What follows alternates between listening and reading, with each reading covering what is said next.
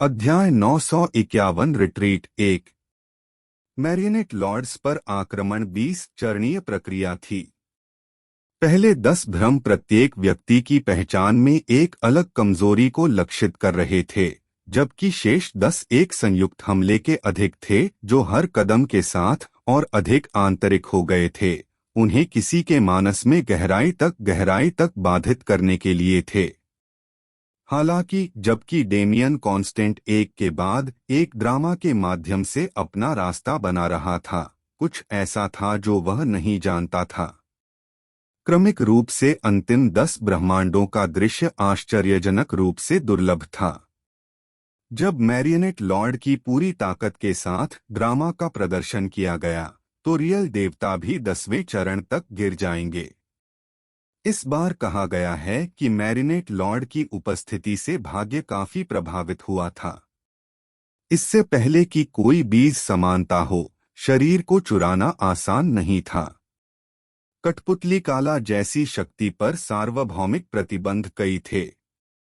शायद रसातल में उनकी इतनी सीट से देखभाल करने की आवश्यकता नहीं थी, लेकिन जब वे ग्रैंड हेवंस सीमा के अंदर किसी पर हमला करना चाहते थे, तो केवल एक बीज को समीचीन करने की आवश्यकता नहीं थी, बल्कि लक्ष्य को निभाने की भी आवश्यकता थी। इस प्रकार लॉर्ड गार्वी के शरीर को पूरी तरह से त्यागने के लिए मैरियनेट लॉर्ड को काफी मात्रा में त्याग दिया गया, जिससे डेमियन के आध्यात्मिक दुनिया में प्रवेश करने तक उनके अनूठे का एक आंशिक टुकड़ा शेष रह गया। डेमियन की मानसिक दृढ़ता उसकी एक ज्ञात शक्तियां थी। मैरियनेट लॉर्ड के लिए उनके लिए बेहतर और बेहतर चुनौतियां हो सकती थीं, लेकिन भाग्य ने किसी भी तरह से बेहतर उदाहरण दिया। सार्वभौमिक प्रवाह न केवल महीनों से बल्कि वर्षों से एक निश्चित घटना की ओर इशारा कर रहा था। वर्तमान में डेमियन की चुनौती की आवश्यकता ग्रैंड असेंबली में भाग लेने की उसकी आवश्यकता जितनी मजबूत नहीं थी, जिसके लिए बीस्ट एम्परर स्टार के मामलों को समाप्त करना आवश्यक था। जैसे ही उसने 20 भ्रमों में से अंतिम को नष्ट कर दिया, उसने खुद को अपनी आध्यात्मिक दुनिया में वापस पाया। मैरियनेट लॉर्ड उसके सामने प्रकट हुए। आप एक मनोरंजक इंसान हैं। मैंने जो भी देखा है उनमें से किसी से भी अधिक। वे तुरंत उछल पड़े और उसके लौटने पर कहा। डेमियन ने चुटकी लेते हुए कहा, और आप दूसरे सबसे ज्यादा परेशान करने वाले नॉक्स डेमिगॉड हैं जिनसे मैं मिला हूं। मुझे लगता है कि हम एक ही स्तर पर नहीं हैं। आखिर तुम यहां क्यों आए? क्या आर्थर का शरीर तुम्हारे लिए इतना महत्वपूर्ण था? मैरियनेट लॉर्ड की भौं उत्सुकता से ऊपर उठती है। ऐसा कैसे नहीं हुआ? वे आगे बढ़े। उनका चेहरा डेमियन से केवल सेंटीमीटर की दूरी पर था। जब वे उसकी आंखों में घूर रहे थे, तो वह उनकी जहरीली सांसों को अपने गालों पर महसूस कर सकता था। ब्लडलॉक कबीला आपके ब्रह्मांड की सबसे प्रभावशाली पवित्र भूमि में से एक है। अगर मैं इसका नेतृत्व करने वाले अमर रक्त असुर पर नियंत्रण कर सकता हूं, तो क्या आप परेशानी में नहीं पड़ेंगे? मैरियनेट लॉर्ड की अभिव्यक्ति से अजीब असंगति महसूस करते हुए डेमियन कांप उठा। क्या यह सही नहीं है कि मैं मुआवजा चाहता हूं?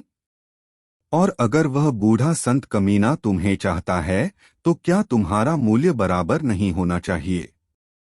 मैरियनेट लॉर्ड की अभिव्यक्ति चंचल थी, लेकिन उनकी आभा कुछ और थी।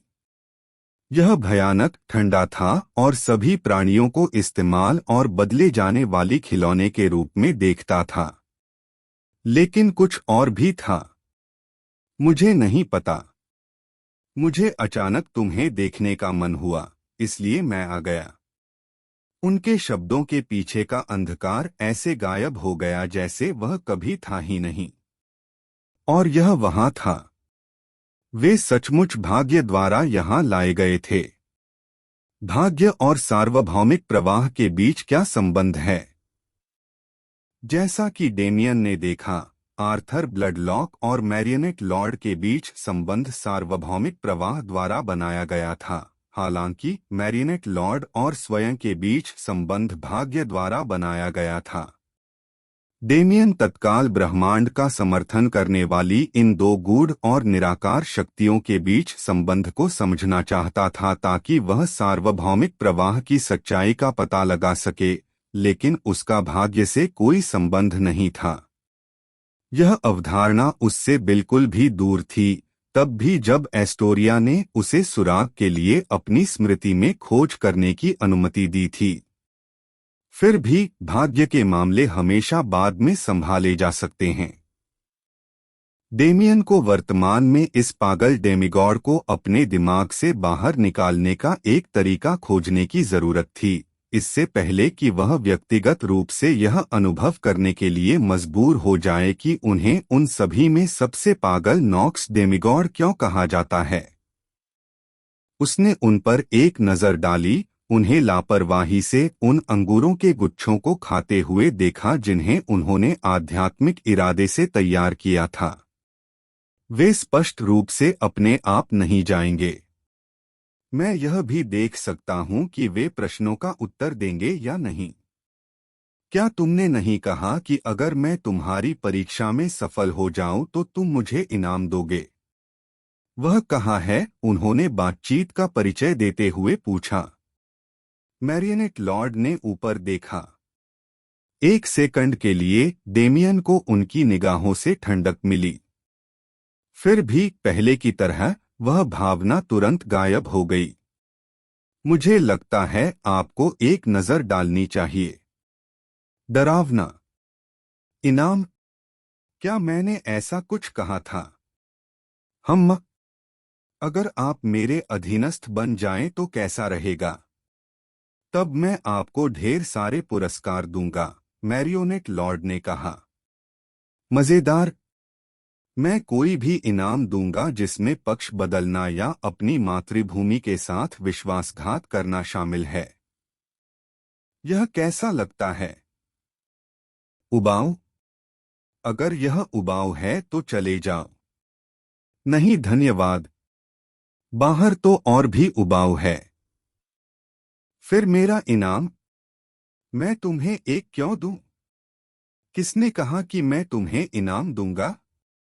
वाह, मैंने कभी नहीं सोचा था कि एक महान नॉक्स डेमिगॉड अपने वादे से मुकर जाएगा। आप लोगों को दुश्मन के रूप में देखना लगभग शर्मनाक है। इस तरह की चीज मुझे विचलित नहीं करेगी, लड़के। मुझे नॉक्स ह्यूमन की इन सभी बकवासों की परवाह नहीं है। डेमियन ने अपनी भौहें सिकोड़ लीं और भौहें सिकोड़ लीं। उसने मूल रूप से इनाम के विषय का उल्लंघन किया था ताकि वह कुछ और प्रमुख सवालों को आसानी से समझ सके, लेकिन वह इस कदम पर भी उलझ रहा था। क्या यह इसके लायक भी है? उसे आश्चर्य हुआ। यदि वह पर्याप्त प्रयास करता तो निश्चित रूप से उसे कहीं और जानकारी मिल सकती थी। समय और प्रयास से उसके दिमाग में नॉक्स मेमोरी जुड़ सकेंगे और साथ ही एक अधिक सामंजस्यपूर्ण चित्र भी बन सकेगा। वह कल्पना कर सकता था कि अगर उसने इस अनियमित प्राणी पर सवाल उठाने की कोशिश की तो उसे कितनी हताशा का सामना करना पड़ेगा, और वह इससे बिल्कुल भी निपटना नहीं चाहता था। ठीक है, इनाम के बजाय मुझे एक एहसान दो, उसने आखिरकार कहा। कृपादृष्टि? मैरियनेट लॉर्ड गूंज उठा। ठीक है, एक उपकार। किसी भी समय मुझे आपसे एक उपकार का अनुरोध करने की अनुमति दीजिए, डेमियन ने गंभीरता से दोहराया। मैरियनेट लॉर्ड ने उसे घूरकर देखा। कभी भी उनकी नजरें अपनी नजरों से नहीं हटीं। डेमियन को ऐसा महसूस हुआ जैसे उसकी आत्मा को खंगाला जा रहा था, जैसे अनगिनत निराकार हाथ उसके शरीर पर महसूस हो रहे थे। लेकिन वह नहीं झुका। एक देवता का उपकार, विशेष रूप से एक नॉक्स, किसी भी भौतिक पुरस्कार से कहीं अधिक मूल्यवान था। मैरियोनेट लॉर्ड के होठों से एक मनोरंजक उपहास फूट पड़ा। क्या तुम्हें लगता है कि तुम मेरी कृपा के योग्य हो? उन्होंने मजाक उड़ाते हुए कहा। डेमियन भी मुस्कुराया। क्या आपको लगता है कि मैं नहीं हूं? मैरियनेट लॉर्ड की आंखें थोड़ी चौड़ी हो गईं। अचानक वे हंसने लगे। हा हा हा हा हा हा हा हा। मैं तुम्हें पसंद करता हूं। मैं वास्तव में तुम्हें बहुत पसंद करता हूं। ठीक है, मैं तुम्हारा एक एहसान स्वीकार करूंगा जब तक कि इससे मुझे बहुत ज्यादा दुख न पहुंचे, उन्होंने आत्मविश्वास से कहा। उनकी आंखें चमक रही थीं। डेमियन वापस मुस्कुराया, लेकिन वह वास्तव में नहीं जानता था कि हंसे या रोए। मैरियनेट लॉर्ड जैसे चरित्र में रुचि होना आवश्यक रूप से अच्छी बात नहीं थी। हालांकि यह अच्छा था कि उसे यह शब्द मिला। उन्होंने कहा, किसी देवता के वचन को तोड़ा नहीं जा सकता। जिसने भी तुम्हें यह सिखाया है वह जरूर एक ठग रहा होगा, लेकिन तुम्हें चिंता करने की जरूरत नहीं है। तुम्हारा जीवित रहना मेरे लिए अधिक मनोरंजक है, और मुझे यकीन है कि तुम्हारा अनुग्रह और भी मजेदार होगा। मैं आगे देख रहा हूं। यह कागज पर प्रतिक्रिया अजीब नहीं थी, लेकिन जो लोग अपने मनोरंजन के लिए किसी भी हद तक जा सकते थे, वे अस्तित्व में सबसे डरावने लोगों में से कुछ थे। फिर भी उस रास्ते से हटकर। आप कब जा रहे हैं? मुझे कुछ काम करने हैं। डेमियन सख्त तौर पर इस पागल व्यक्ति को अपनी आध्यात्मिक दुनिया से बाहर निकालना चाहता था। अध्याय 952 रिट्रीट 2। मैरियनेट लॉर्ड को अपना शरीर छोड़ना डेमियन की अपेक्षा से कहीं अधिक कठिन था। इससे कोई फर्क नहीं पड़ता कि उन्होंने कितना दावा किया कि वे उसे जीवित छोड़ देंगे, यह स्पष्ट था कि वे अभी भी उसके जीवित रहने के बारे में उदासीन महसूस कर रहे थे। फिर भी वह अंततः उन्हें समझाने में कामयाब रहे, किसी भी प्रकार की बातचीत या वादे के माध्यम से नहीं, बल्कि दिव्य शक्ति का एक निश्चित कतरा जो डेमियन की आध्यात्मिक दुनिया में निवास कर रहा था। उनकी बातचीत के बाद तियामत की इच्छा शीत निद्रा में चली गई थी, लेकिन उसकी दिव्य शक्ति अभी भी मौजूद थी। डेमियन इसे अवशोषित नहीं कर सका, न ही वह इसे लापरवाही से वातावरण में छोड़ना चाहता था। इसलिए जबकि तियामत स्वयं मौजूद नहीं थी, उसके अस्तित्व के निशान मौजूद थे। और जैसा कि डेमियन ने उन अवशेषों को महसूस करने के बाद मैरियनेट लॉर्ड के त्वरित निकास के माध्यम से सीखा, तियामत एक सम्राट थे। अस्तित्व में ऐसा कोई प्राणी नहीं था जो मैरियनेट लॉर्ड को विद्रोही शब्द के बिना पीछे हटने पर मजबूर कर सके। नॉक्स सम्राटों के अलावा समान स्तर के डेमीगोड्स भी शामिल थे।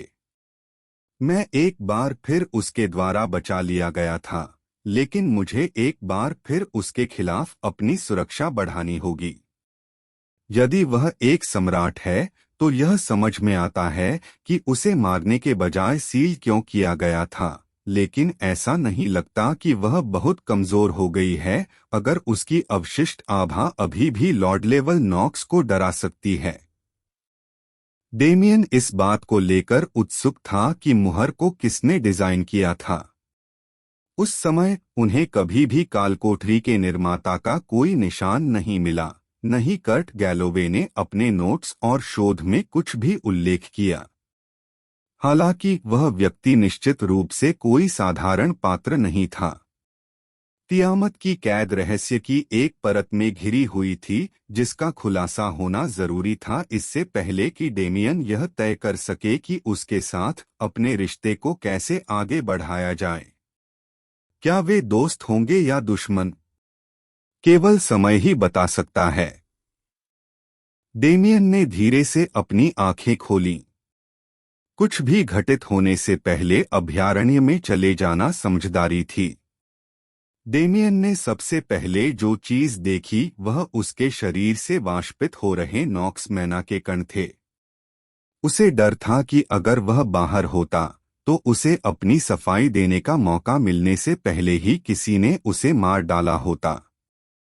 मैंने सोचा कि मेरी उम्र कुछ और वर्ष बढ़ जाएगी, इसलिए मैंने एक समय विस्तार निर्धारित किया, लेकिन ऐसा लगता है कि मैरियनेट लॉर्ड ने मेरे भौतिक शरीर को बिल्कुल भी प्रभावित नहीं किया क्योंकि वे इसे अपने लिए चाहते थे। दूसरी ओर इसका मतलब है कि इस बार फैलाव बेकार था।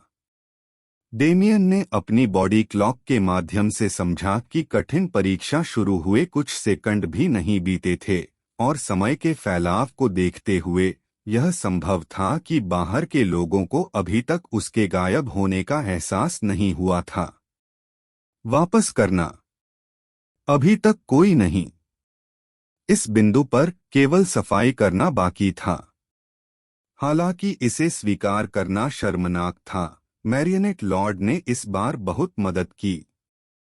उन्होंने ब्लैक ड्रैगन्स के अधिकांश सबसे मजबूत विशेषज्ञों को सीधे कुचल दिया, जिससे बीस्ट एम्परर स्टार में केवल कुछ अधिकारी और कई कम सैनिक रह गए। अपने कौशल के साथ हेडरिक इन ताकतों के खिलाफ मोर्चा संभाल सकता था और जीत हासिल कर सकता था। डेमियन के लिए अपना समय कहीं और बिताना अधिक फायदेमंद था। आखिरकार उसके शरीर में कई चीजें थीं जिनसे जल्द से जल्द निपटने की जरूरत थी। जैसा कि डेमियन ने भविष्यवाणी की थी, हेडरिक ने अपने भाग्य के बारे में सोचने में समय बर्बाद नहीं किया और इसके बजाय ब्लैक ड्रैगन्स को खत्म करने के लिए अपनी सेना का नेतृत्व करने का अवसर लिया। वह ट्यूटर मजबूत है। यदि वह अपनी शक्ति के योग्य होगा तो वह जीवित रहेगा। यह हेडरिक का विचार था। वह और डेमियन शुरुआत के करीब नहीं थे, और एस्टोरिया के शिक्षक के रूप में उनकी स्थिति ने अभी तक अपना मूल्य नहीं दिखाया था, इसलिए उनके लिए एक भी विचार से अधिक छोड़ने का कोई कारण नहीं था। हालांकि जबकि उन्हें इस बात का कोई अंदाजा नहीं था कि डेमियन ने उस अंतिम क्षण में नॉक्स डेमिगॉड के साथ क्या किया था, उन्होंने इतनी अद्भुत शुरुआत करने के लिए उस व्यक्ति का सम्मान किया। लॉर्ड गार्वी के विश्वासघात से ब्लैक ड्रैगन सेना पहले से ही मानसिक रूप से पराजित हो गई थी, और जब गोल्डन ड्रैगन सेना की पूरी शक्ति के साथ उन पर हमला किया गया तो वे कोई प्रतिरोध नहीं कर सके। उन्हें तुरंत पकड़ लिया गया, मारा नहीं गया और एस्टेट की विशेष काल कोठरी में रखा गया। जब ब्लैक ड्रैगन्स का सफाया हो गया तो सेना फैल गई और दुनिया में व्याप्त अशांति को शांत कर दिया और रास्ते में किसी भी खतरे को खत्म कर दिया। यह एक लंबी प्रक्रिया थी जिसमें कई दिन लगे, और इसके अंत तक आकाश सोने की तरह चमक रहा था, भाग्य के बादलों की छत्रछाया से प्रकाशित था। विश्व का एक विशिष्ट वर्ग था। जैसे ही नागरिकों ने खुद को शांत किया और अपना डर दूर किया, जैसे ही सैनिकों ने अपना कर्तव्य पूरा किया और अंततः उन्हें आराम करने का समय मिला, सभी प्राणी धीरे धीरे यहाँ एकत्र हो गए। इस जगह में वहाँ एक विशाल भाग्य बादल था जिससे बाकी सभी लोग दूर चले गए थे, जिससे बाकी दुनिया की सुनहरी चमक के बीच प्राकृतिक रोशनी का आभामंडल बन गया था। सफाई शुरू होने के कुछ देर बाद ही इसका एहसास हो गया। यह स्रोत था उन भाग्य बादलों का उद्गम जो दुनिया को आशीर्वाद देने के लिए लौट आए। मुझे लगता है आपको एक नजर डालनी चाहिए। और इस प्रकार यह स्थान प्रार्थना और आशा का स्थान बन गया। कहा जाता है कि जो भी इसके नीचे लंबे समय तक प्रार्थना करता था, उसके लिए यह सौभाग्य लेकर आता था। 5 दिनों के बाद बादल धीरे धीरे आसपास के क्षेत्र में फैल गया। इसके चारों ओर गोलाकार अंतराल भर गया और अंत में बाकी बादलों से जुड़ गया। डिंग! जैसे ही भाग्य के बादल चमकने लगे, एक ऊंची घंटी बजने लगी, जिसने बीस्ट एम्परर स्टार को रोशन कर दिया और उन लोगों के लिए एक तमाशा बना दिया जिन्होंने इसे अपने रात के आकाश के हिस्से के रूप में देखा। सुंदर स्वर्गीय चमक के बीच में एक अकेली महिला थी जो खूबसूरती से नीचे जमीन पर उतर रही थी। उसने अपनी आंखें खोलीं तो लाखों लोगों ने चौड़ी आंखों से उसका स्वागत किया। उसका सिर बगल की ओर झुक गया। क्या मुझसे छूट छूटा? जब वह अपने पहले शब्द बोलती थी तो कोई भी उसके सिर पर तैरते प्रश्नचिन्ह की लगभग कल्पना कर सकता था। एस्टोरिया। उसकी नजरें उस आवाज की ओर गईं जिसने उसे बुलाया था।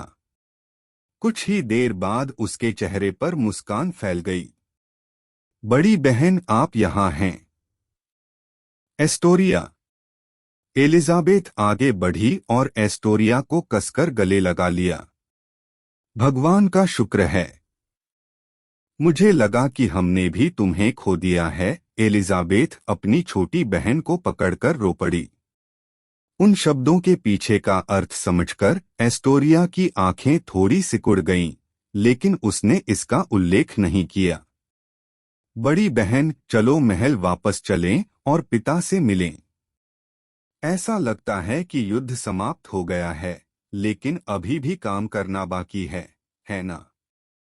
एस्टोरिया ने एलिजाबेथ का हाथ पकड़ा और उसे हवा में खींच लिया, जैसा कि उसने कहा था। वह नीचे की भीड़ को पीछे छोड़ गई, इस बात से अनभिज्ञ कि उसने उनके दिलों पर क्या प्रभाव छोड़ा था। और जब वह महल में पहुंची तो अंततः उसने सुना कि क्या हुआ था। वह उनमें से अधिकांश के बहुत करीब नहीं थी, लेकिन उसके आधे भाई बहनों की मृत्यु हो चुकी थी। यह ऐसा कुछ नहीं था जिसे वह स्वीकार कर सके। जब वह स्वार्थी हो रही थी और खुद मजबूत हो रही थी, वे अपने परिवार के साथ जी रहे थे और मर रहे थे। मुझे बेकार महसूस हो रहा है, उसने अपने बिस्तर पर गिरते हुए खुद से कहा। हालांकि उसे युद्ध के नतीजे के बारे में बता दिया गया था, बस इतना ही। सम्राट ने उसे आराम करने और कल वापस आकर उसके जाने के बाद के अनुभवों के बारे में विस्तार से बताने का आदेश दिया। और अब जब वह अकेली थी तो उसे यह महसूस हुआ कि बीस्ट एम्परर स्टार और गोल्डन ड्रैगन कबीले नष्ट होने के कितने करीब थे। काश मैंने किसी तरह मदद की होती। नहीं, बल्कि अगर आपकी मदद न होती तो यह दुनिया नष्ट हो गई होती। एक आवाज ने उसके भाषण का खंडन किया। एस्टोरिया ने तुरंत टेलीपोर्ट किया और अपनी सुरक्षा बढ़ा दी, लेकिन उसकी आंखें चौड़ी हो गईं और वह तुरंत वापस चली गई। मालिक। वह कोआला की तरह डेमियन की बाहों में कूद गई और अपना चेहरा उसकी छाती में गड़ा दिया। डेमियन व्यंग्यपूर्वक मुस्कुराया और आराम से उसकी पीठ थपथपाते हुए पास के सोफे पर बैठ गया।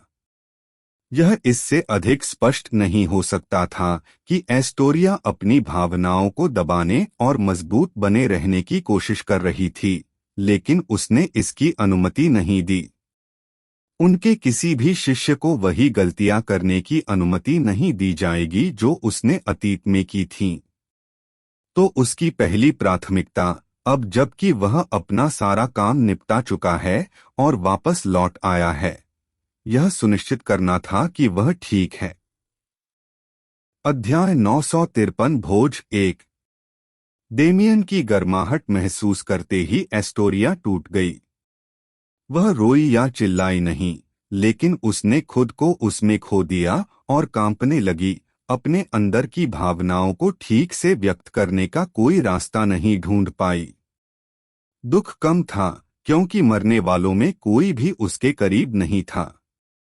उनमें से एक चौथा राजकुमार भी था जिसने डेमियन से पहली बार मिलने पर उसे बहुत परेशान किया था।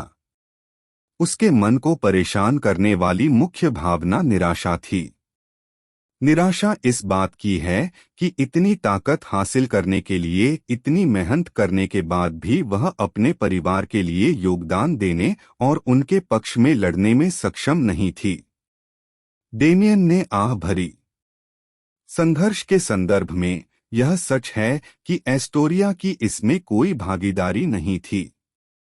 फिर भी भाग्य के बादलों को बहाल करने में उनके गैराक्रामक योगदान ने दुनिया की सुरक्षा के लिए अन्यत्र होने वाले किसी भी वध और मृत्यु की तुलना में कहीं अधिक योगदान दिया।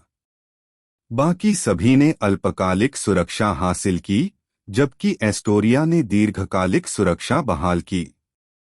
यदि दोनों एक साथ नहीं होते तो बीस्ट एम्परर स्टार को भविष्य में और भी बदतर खतरों का सामना करना पड़ता, जब उनके कमजोर होने पर उनके दुश्मन उनका शिकार करने आते। एस्टोरिया को शब्दों के माध्यम से उसके महत्व के बारे में समझाने का कोई फायदा नहीं है, भले ही वह मेरी ओर से आ रहा हो।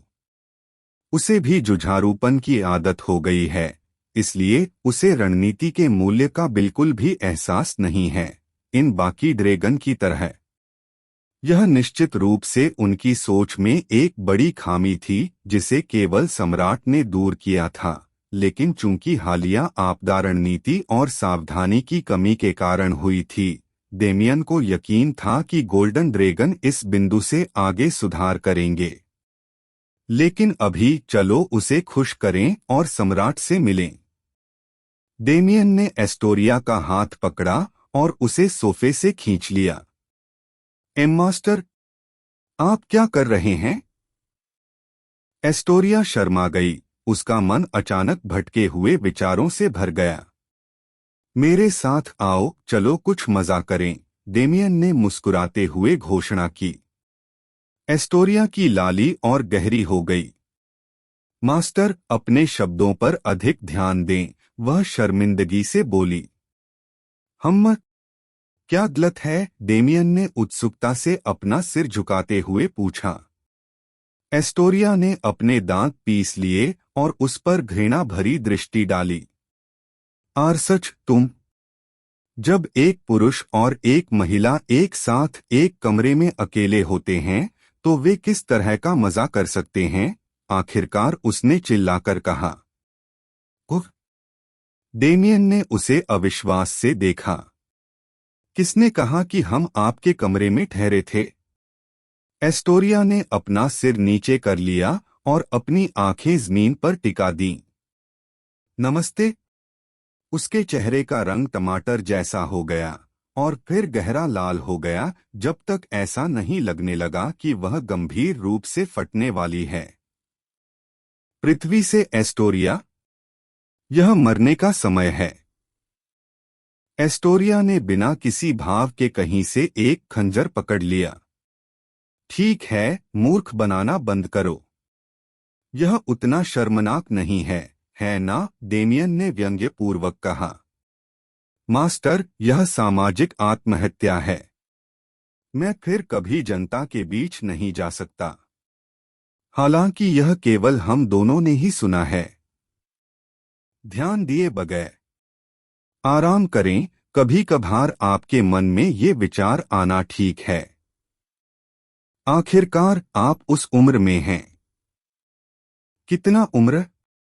हाँ, इसके बारे में चिंता मत करो। वैसे भी मेरे साथ आओ, मैं तुम्हें कुछ शानदार दिखाऊंगा। वह और एस्टोरिया पूरी तरह से बीस्ट एम्परर स्टार से दूर हो गए। जब डेमियन सोच रहा था कि एस्टोरिया को कैसे खुश किया जाए, तो उसके पास कुछ विचार थे, जिनमें से पहला उसे चमकदार दृश्यों के साथ कहीं ले जाना था ताकि उसे शांति मिल सके और उसका दिमाग साफ हो सके। उसने वास्तव में इस बारे में बहुत सोचा कि उसे कहाँ ले जाना है, क्योंकि उसने अतीत में कई मनोड़ाने वाले दृश्य देखे थे, लेकिन ईमानदारी से कहें तो ऐसे कई दृश्य नहीं थे जो ब्रह्मांड की सरल लेकिन भव्य सुंदरता से मेल खा सकें। मुझे लगता है आपको एक नज़र डालनी चाहिए। डेमियन और एस्टोरिया उस स्थान पर पहुंचे जहां उन्होंने पहली बार अपने शरीर के साथ ब्रह्मांड की भव्यता को महसूस किया।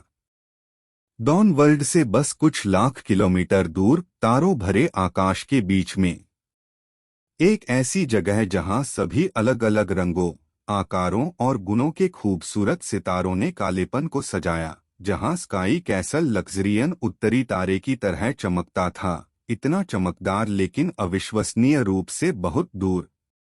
यह कोई खास जगह नहीं थी। ईमानदारी से कहें तो वही दृश्य ईश्वरीय क्षेत्र में कहीं भी पाया जा सकता है। हालांकि एक स्थानिक अभ्यासकर्ता के लिए दृश्य ही मायने नहीं रखता था। बस वहां खड़े होकर कोई भी माहौल में डूब जाएगा और ब्रह्मांड के उतार चढ़ाव का शिकार हो जाएगा। यह एक सुंदर शांत और शांत अनुभव था जिसे डेमियन एस्टोरिया को दिखाना चाहता था। एक प्रतिभा के रूप में जो खुद से बहुत कम नहीं है, एस्टोरिया उसकी उम्मीदों से कैसे कम हो सकता है। उसने ब्रह्मांड के शरीर के साथ तालमेल बिठाया, अपने दिमाग को आराम दिया और स्थिति को बड़े पैमाने पर देखने के लिए सुरक्षा पाई। उसे अपने विचारों और ताकत को इकट्ठा करने के लिए आवश्यक शांति और स्थिरता प्राप्त हुई ताकि वह चरम प्रदर्शन के साथ आगे बढ़ सके। और जब उसने अपनी आंखें खोलीं, तो डेमियन एक बार फिर उसके साथ उड़ गया। इस बार वे नारंगी रंग से भरी दुनिया में समतल जमीन पर पहुंचे। नीचे जमीन नारंगी रेत से बनी थी और नारंगी धूल हवा में बह रही थी। आकाश और सूरज मधुर और हल्के थे, जिससे पूरा वातावरण अजीब तरह से अंधकारमय महसूस हो रहा था। हम यहाँ क्या कर रहे हैं, मास्टर? एस्टोरिया ने पूछा। अब वह पहले से कहीं बेहतर स्थिति में है। सौभाग्य से डेमियन अपनी भावनाओं को बहुत लंबे समय तक पनपने देने से पहले ही प्रकट हो गई थी, इसलिए उसके संदेहों को दूर करना भी आसान था। डेमियन ने मुस्कुराहट के साथ देखा। यह एक परित्यक्त दुनिया है जिसे मैंने कुछ साल पहले देखा था। मुझे नहीं पता कि इसे कैसे बनाया गया या यह खाली क्यों है, लेकिन इस दुनिया में बिल्कुल भी जीवन नहीं है। एस्टोरिया ने दिलचस्पी से अपनी आंखें उठाईं। क्या यहाँ किसी प्रकार का खजाना है? नहीं, डेमियन खुशी से चिल्लाया। तब, मेरे प्रिय शिष्य, हमारे यहाँ आने का कारण सरल है। इस परित्यक्त और खाली दुनिया में आप बिना किसी परिणाम के किसी भी चीज को नष्ट कर सकते हैं। जंगली हो जाओ, एस्टोरिमोन। एस्टोरिया की आंखें चौड़ी हो गईं। उसकी अभिव्यक्ति धीरे धीरे बदल गई और अधिक उत्तेजित हो गई। क्या आप गंभीर हैं? उसने पहली बार किसी थीम पार्क में जा रही एक छोटी लड़की की आशा और उत्साह के साथ पूछा, और डेमियन को यह कहते हुए खुशी हुई कि वह उसकी उम्मीदों पर खरा उतर सकता है। जंगली हो जाओ। तुम्हारे पास 2 घंटे हैं, जैसे तुम चाहो बिताने के लिए, फिर हम तुम्हारे पिता से मिलने जा रहे हैं। मास्टर, आप सर्वश्रेष्ठ हैं। एस्टोरिया उछल पड़ी और भागने से पहले उसने डेमियन को तुरंत गले लगा लिया। अगले ही पल दूर तक फैली धमकियां गूंज उठीं। डेमियन ने पराजित मुस्कान के साथ खुद से आह भरी। हाँ, मैं किस प्रकार की बर्बर राजकुमारी का पालन पोषण कर रहा हूँ? डेमियन ठीक 2 घंटे बाद खुशी खुशी एस्टोरिया छोड़कर बीस्ट एम्परर स्टार में लौट आया। यह लगभग संबंधित है कि हिंसा कितनी आसानी से उसकी समस्याओं को हल करने में सक्षम थी, लेकिन यह शायद कुछ भी नहीं है ना? डेमियन एस्टोरिया के साथ महल के हॉल से गुजरा और डाइनिंग हॉल के सामने पहुंचा। बाहर के गार्ड उन्हें देखकर झुक गए और धक्का देकर विशाल दरवाजे खोल दिए। सम्राट इंतजार कर रहा था। गुरु शिष्य की जोड़ी आत्मविश्वास के साथ डाइनिंग हॉल में चली गई। उन्होंने पूरे कमरे में अपनी निगाहें घुमाईं और उपस्थित सभी लोगों का हिसाब लिया। गोल्डन ड्रैगन सम्राट, उनकी 3 पत्नियां, प्रथम राजकुमार के अलावा उनके शेष जीवित बच्चे और कई अनाम अधिकारी जिनसे डेमियन को कोई फर्क नहीं पड़ता था। डेमियन की नजर सम्राट पर पड़ी। उसके चेहरे पर मुस्कान फैल गई जब उसने देखा कि सम्राट भी उसकी ओर देख रहा है। यह कैसा भव्य स्वागत है! सम्राट, अगर मुझे पता होता कि आप मुझे बहुत याद कर रहे हैं तो मैं उपहार लाता। अध्याय 954 भोज 2। यह कैसा भव्य स्वागत है। सम्राट, अगर मुझे पता चले कि आप मुझे बहुत याद कर रहे हैं तो मैं उपहार देता हूं। तुम स्टॉकिस कैसे हुई महामहिम से इतनी बेरुखी से बात करने की? अधिकारियों के बीच से तुरंत विरोध की आवाज उठी। डेमियन ने अनाधिकृत किया, उस व्यक्ति को निर्वासित किया गया और सम्राट के पास 2 खाली अवकाशों में से एक पर उसके स्थान लेली को रखा गया। एस्टोरिया भी उसका पीछे पीछे चला गया और एक सीट पर बैठ गया। जैसे ही उन्होंने ऐसा किया, सम्राट ने पिछले अधिकारियों को एक नजर में देखा और उन्हें खतरे से कोई शब्द नहीं दिया। उसी समय एक ऑर्केस्ट्रा डेमियन के कान में प्रवेश हुआ। बच्चे, सुरक्षा कम से कम इस तरह की भीड़ के सामने मेरी स्थिति का सम्मान करना चाहिए। अगर तुम ऐसा नहीं करोगे तो यह हम दोनों के लिए और अधिक परेशानी भरा बना देगा। डेमियन ने कंधे उचकाए। जितना आप पंजीकृत हैं मैं आपको महामहिम सम्राट कह सकता हूं, लेकिन अगर आप चाहते हैं कि मैं अपना व्यवहार बदल दूं तो यह उनके लिए कहीं अधिक कठिन होगा। तुम्हें इतनी जिद्दी क्यों दिखाई देती है? एक विशेषज्ञ का गौरव, आप जानते हैं कि ऐसा होता है। च गोल्डन ड्रैगन सम्राट ने बिना कोई प्रतिक्रिया दिए अपनी जीभ चटकाई, क्योंकि वह वास्तव में जानता था कि यह कैसा था। वह विशेषज्ञ गौरव की भारी मात्रा वाला व्यक्ति भी था। ख धत, इस लड़के को इतनी कुछ समझ क्यों आती है? सम्राट ने अपने मन में एक कमरा भरने से पहले कमरे को खोला। हम गोल्डन ड्रैगन ने अपने दुश्मनों की ताकत और अपनी लापरवाही दोनों के कारण एक अनकही आपदा का सामना किया है। हालांकि इस बार हम किसी तरह सफल होने में कामयाब रहे। हमने अपना सबक सीख लिया है। यह भोज उत्सव के लिए नहीं, बल्कि उस क्षण को चिह्नित करने के लिए आयोजित किया गया था जब हम गोल्डन ड्रैगन अपने तरीके बदलते हैं और ब्रह्मांड पर शासन करने के लिए पर्याप्त चालाक बन जाते हैं। उसने अपना गिलास उठाया, उसकी आंखें तेज हो गईं और उसकी आभा रौबदार ढंग से चमकने लगी। भविष्य के लिए, भविष्य के लिए। भीड़ ने उत्साहपूर्वक उनके उद्घोष का अनुसरण किया और इसके तुरंत बाद दावत शुरू हो गई। उपस्थित लोगों के लिए एक के बाद एक स्वादिष्ट व्यंजन पेश किए गए और गोल्डन ड्रैगन एस्टेट में जल्द ही एक उल्लासपूर्ण माहौल छा गया। कुछ घंटों के विविध अभिवादन और बातचीत के बाद गोल्डन ड्रैगन सम्राट अंततः डेमियन और एस्टोरिया को आगे ले आया। मूल रूप से उन्हें अधिक निजी सेटिंग में मिलना था, लेकिन स्थिति ने इसकी अनुमति नहीं दी।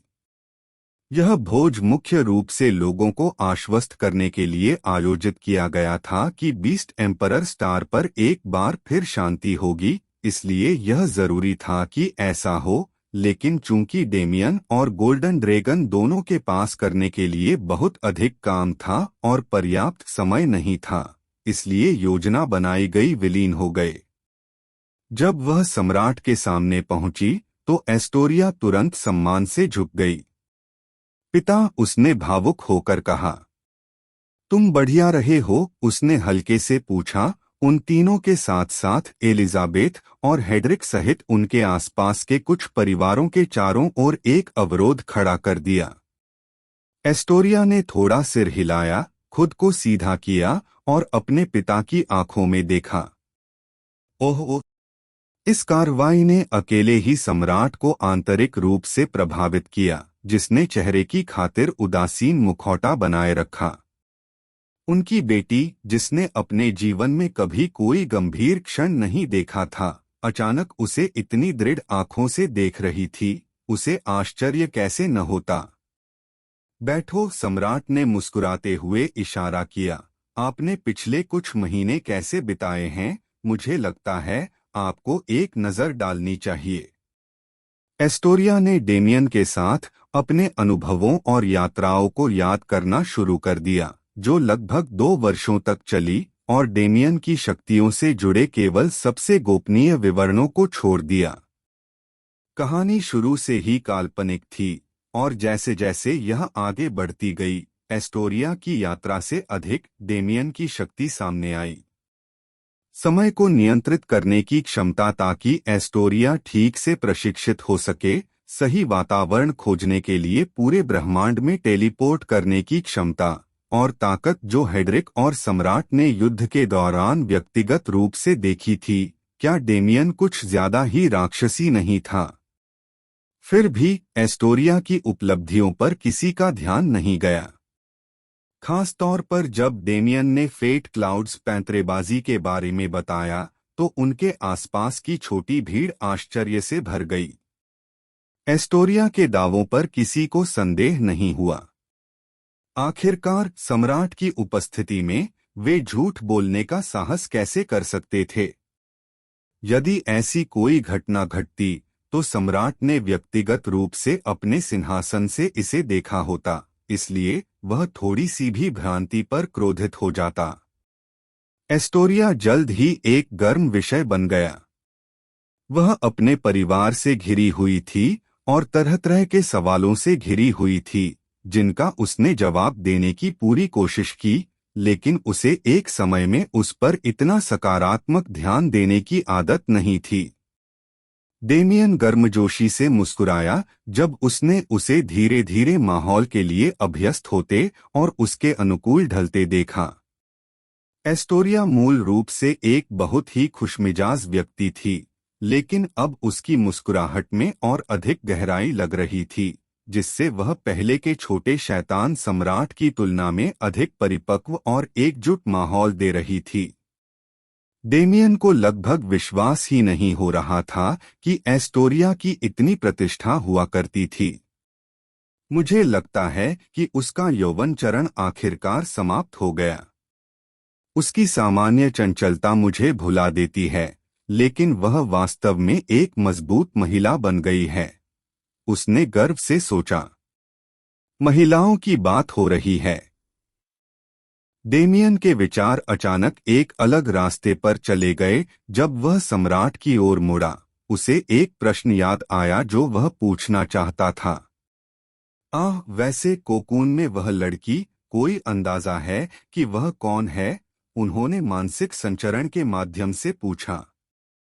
जब वह रियल प्लेन में लौटा, तो वह उसे अभयारण्य से बाहर ले आया और उसे गोल्डन ड्रैगन को सौंप दिया, लेकिन यह देखकर कि महल के कर्मचारियों ने उसके साथ कितना अच्छा व्यवहार किया, वह थोड़ा उत्सुक हो गया। वह अकेली वाल्किरी है जिसने इस संघर्ष में हमारी बहुत सहायता की। यदि वह नहीं होती, तो हम पहले ही हमले से ढह गए होते, सम्राट ने उत्तर दिया। डेमियन बुदबुदाया। उसका लक्ष्य जेनेसिस बीड है। इस समय खजाना वास्तव में उसके कब्जे में है, इसलिए आपको अपने वादा किए गए इनाम का दावा करने से पहले उससे मिलना होगा। डेमियन की आंखें सिकुड़ गईं। आप अपनी बात से पीछे तो नहीं हट रहे हैं? हाँ, हम मन की शपथ से बंधे हैं, है ना? तुम्हें अपना वादा किया हुआ पुरस्कार मिलेगा, चिंता मत करो। डेमियन ने सिर हिलाया। वह अब कहाँ है? क्या तुम्हें पता चला कि उसके साथ क्या हो रहा है? वह महल के पूर्वी विंग में एक निजी कमरे में है। उसकी अजीब स्थिति अज्ञात कारणों से बनी हुई है, लेकिन जब वह जागेगी तो मैं आपको सचेत कर दूंगा।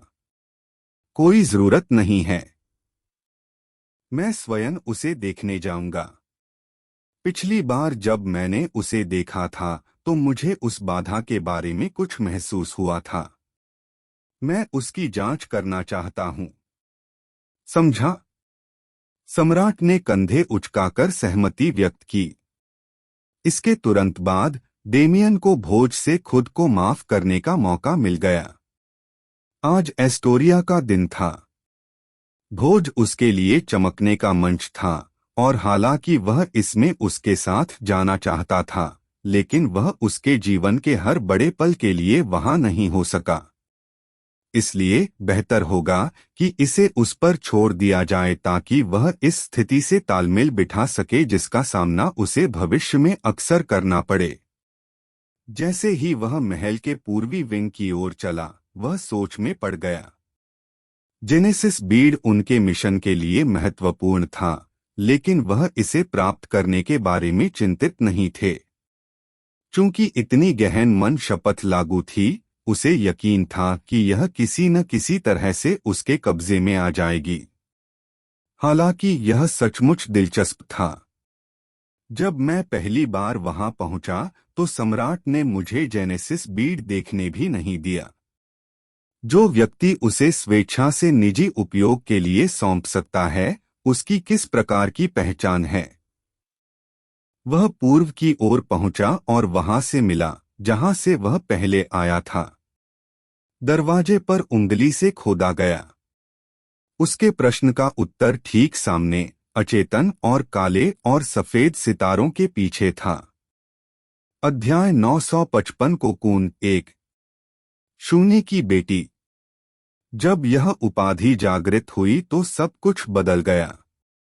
जैसे ही एलेना की चेतना को विशाल अज्ञात के माध्यम से यात्रा पर ले जाया गया, युद्ध का मैदान फीका पड़ गया, ब्रह्मांड भी दूर चला गया। और स्वाभाविक रूप से उसके दिमाग के साथ साथ उसका शरीर भी बदल गया। काले और सफेद कोकून की ऊर्जा एलेना के अस्तित्व की एक बड़ी स्थिति में व्यापक विकास को बढ़ावा दे रही थी। फिर वास्तव में उसके साथ क्या हो रहा था? एलेना की वर्तमान स्थिति बाहर से अजीब और अस्पष्ट थी, लेकिन वास्तव में इसकी जड़ें बहुत आसानी से पता लगाई जा सकती थीं। जीवन और मृत्यु के उस क्षण में उसके भीतर एक बीज जाग उठा। यह डेमियन के बीज या नॉक्स सीड्स गूढ़ अवधारणा नहीं थी, लेकिन फिर भी यह एक बीज था। और इसका रोपण, ठीक है, इसका पता एम्पायरियन ड्रैगन दायरे के भीतर साझा की गई जुनून की एक रात से लगाया जा सकता है। एलेना का शून्य के साथ कोई स्वाभाविक संबंध नहीं था, न ही शून्य का अस्तित्व डेमियन के अलावा अन्य लोगों के लिए अनुकूल था, लेकिन एलेना ने एक छिपी हुई आवश्यकता हासिल कर ली थी जिसके बारे में डेमियन को भी नहीं पता था। उसे शून्य द्वारा अपनी संतान के जीवनसाथी के रूप में स्वीकार किया गया था, और इस तरह इसने उसे मृत्यु से बचाया और उसे आशीर्वाद दिया। कोकून इस आशीर्वाद का प्रतिनिधित्व करता था, एक सुरक्षित स्थान जहां उसे अपने लाभ को पूरी तरह से पचाने से पहले बाधित नहीं किया जाएगा। 5 दिन हो चुके थे। एलेना तुरंत समझ गई कि शीर्षक का जागरण एक आपदा के बजाय एक अवसर था, और अपनी त्वरित सोच और अंतर्ज्ञान के साथ उसने अपने आसपास जो कुछ भी देखा उसे आत्मसात कर लिया। समस्या यह थी कि जिन चीजों को वह ग्रहण कर रही थी उनकी कोई भौतिक उपस्थिति नहीं थी। उसने बस रहस्यमय और धुंधले वातावरण को अवशोषित करने और उस पर ध्यान केंद्रित करने की इच्छा शक्ति का प्रयोग किया। धीरे धीरे परिवेश की प्राकृतिक शक्तियों पर पकड़ हासिल कर ली। समय के साथ दृश्य स्पष्ट हो गया। एलेना को जीवन शक्ति से भरपूर हरे भरे जंगल जैसे आवास का पता चला। आकाश को भव्य तैरते हुए पहाड़ और महल सजा रहे थे, और पारिस्थितिकी तंत्र के ठीक बीच में एक विशाल यग्रसिल खड़ा था जिसे एलेना ने जल्द ही अपने रूप में पहचान लिया। यह है। उसकी आंखें प्राकृतिक सुंदरता के साथ साथ इस जंगल से आने वाले कानून के उतार चढ़ाव की मोटाई को देखकर आश्चर्य से चौड़ी हो गईं। ऐसा लगता था मानो यह स्थान जीवन की उत्पत्ति है, वह स्थान जहां जीवन की अवधारणा ने पहली बार ब्रह्मांड का परिचय दिया था। एलेना के शरीर में अचानक झटका लगा, जैसे उसकी छाती से कुछ उड़ गया। उत्पत्ति मन का। एलेना का झटका तब और बढ़ गया जब खजाना सामने आ गया। उसने इसे बाध्य नहीं किया था या किसी भी तरह से स्वामित्व का दावा नहीं किया था, तो यह उसकी आत्मा को इस वैकल्पिक आयाम तक क्यों ले जा रहा था? वह पूछना चाहती थी, लेकिन जवाब देने के लिए आसपास कोई नहीं था। इस प्रकार उसने जंगल के माध्यम से उड़ने वाले मनके का अनुसरण करने का विकल्प चुना जब तक कि वह विशाल विश्व वृक्ष के सामने नहीं पहुंच गई। उसने अपना हाथ उठाया और धीरे से अपनी उंगलियों को छाल पर रगड़ा। बादम, बादम। वह जंगल की धड़कन सुन सकती थी, जीवन शक्ति का एक पंपिंग प्रवाह जिसने पूरे जंगल को शक्ति प्रदान की और इस स्वर्ग को अस्तित्व में रहने दिया। इस बीच जेनेसिस बीड हवा में अपनी धुरी पर घूमता है, विश्व वृक्ष से शुद्धतम केंद्रित जीवन नियमों को अवशोषित करता है और इसे आंतरिक बनाता है। इसके तुरंत बाद ऊर्जा की एक नई धारा मोती से निकली और एलेना के दिमाग में प्रवाहित हुई, उसके अवतार शरीर में फैल गई और उसे पूरी तरह से भर दिया। वुंग। जैसे ही हवाएं एलेना के चारों ओर घूमने लगीं और उसे हवा में उठा लिया, आवारा पत्ते आकाश में उड़ गए। वह नहीं जानती थी कि आखिर उसके साथ ऐसा क्यों हो रहा है, लेकिन वह कम से कम एक बात तो समझ सकती थी। जीवन नियम की जो समझ उसके दिमाग में बह रही थी, वह वास्तविकता में वह जो कुछ भी समझने में सक्षम थी, उससे कहीं अधिक थी, और जितनी देर तक ऊर्जा उसके अवतार में रही, समझ उतनी ही बड़ी होती गई। रहस्यमय क्षमताएं, जिनकी वह कभी कल्पना भी नहीं कर सकती थी, संभावित विकासवादी पथ बन गईं, और किसी तरह यह लगभग ऐसा था मानो जीवन का नियम ही उसे इसकी ओर इशारा कर रहा हो। जंगल का नजारा बदल गया। विश्व वृक्ष के पीछे 3 रास्ते प्रकट हुए जो धारणा से परे दूरी की ओर ले जाते थे। एलेना सहज रूप से समझ गई कि उसे चुनने के लिए बनाया जा रहा है। उसे यह निर्णय लेने की आवश्यकता थी कि वह इस बिंदु से आगे अपने जीवन नियमों को कैसे विकसित करेगी। मुझे लगता है आपको एक नज़र डालनी चाहिए। सबसे बाईं ओर रास्ता था व्यक्तिगत जीवन नियम। यदि उसने यह रास्ता चुना तो एलेना एक अनंत योद्धा बनने की राह पर आगे बढ़ती रहेगी, जो अमर बनने के लिए लगातार खुद को निखार सकती है और ठीक कर सकती है। जब वह शिखर तक अपनी यात्रा शुरू कर रही थी, तब उसने यही रास्ता अपनाया था, लेकिन जैसे जैसे वह बड़ी हुई और परिपक्व हुई, उसे एहसास हुआ कि जरूरी नहीं कि यह सबसे अच्छा रास्ता हो। यह मार्ग एलेना को एक महान स्वतंत्र शक्ति बना देगा, लेकिन ब्रह्मांड की वर्तमान स्थिति के साथ एक अकेली एलेना का एक अनंत योद्धा के रूप में युद्ध के मैदान पर अधिक प्रभाव नहीं पड़ेगा। मध्य मार्ग, उत्सर्जित जीवन नियम, इस अर्थ में कहीं बेहतर था। यह क्लासिक उपचारक मार्ग था। यदि वह इसकी यात्रा करती तो वह जीवन की देवी बन सकती थी जो मृतकों को भी जीवित कर सकती थी। अभी तक वह पर्याप्त नहीं है। एलेना कभी भी चिकित्सक नहीं बनना चाहती थी। वह नहीं चाहती थी कि उसे युद्ध के मैदान में पीछे धकेल दिया जाए और उसके पास युद्ध की स्थिति को देखने और निष्क्रिय रूप से प्रतिक्रिया करने के अलावा कोई विकल्प न हो। फिर सबसे दाहिनी ओर अंतिम रास्ता। जैसे ही एलेना ने इसे देखा, उसने देखा कि यह रास्ता कैसे आगे बढ़ेगा। इसकी जानकारी उसके दिमाग में नहीं आई, जैसा कि अन्य 2 के साथ हुई थी। इसके बजाय एक बहुत अधिक गूढ़ अनुभूति उसके सिस्टम में भर गई। यह भव्य, मजिस्ट्रियल और आदिकालीन था। यह इतना करीब था, फिर भी इतनी दूरी से अलग था कि इसे पार नहीं किया जा सकता था। यह हर चीज की शुरुआत के समान एक अनुभूति थी। इस पथ को डोट सार्वभौमिक जीवन नियम कहा जाना चाहिए, एलेना ने मन ही मन सोचा। यह भावना दर्शाती है कि जीवन वास्तव में क्या है। केवल एलेना इसे अपने वर्तमान स्तर पर समझने में सक्षम नहीं थी। अंतिम मार्ग ब्रह्मांड को समझने और उसके उपोत्पाद के रूप में जीवन को समझने का था। इसे पार करना कठिन, लगभग असंभव था, लेकिन इसने अन्य दो रास्तों को शामिल कर लिया और उन लोगों के लिए और भी बड़ा क्षितिज प्रदान किया जो इसे देखने के लिए पर्याप्त ऊंचाई पर चढ़ सकते थे। अगर मैं ऐसा कर रहा हूं तो सामान्यता से समझौता करने का कोई कारण नहीं है ना? एलेना की कई महत्वाकांक्षाएं थीं। वह किसी भी अन्य अभ्यासकर्ता की तरह शीर्ष पर खड़ा होना चाहती थी, लेकिन ऐसे लक्ष्य का उल्लेख करने की आवश्यकता नहीं थी। फिलहाल उसके लक्ष्य दो थे।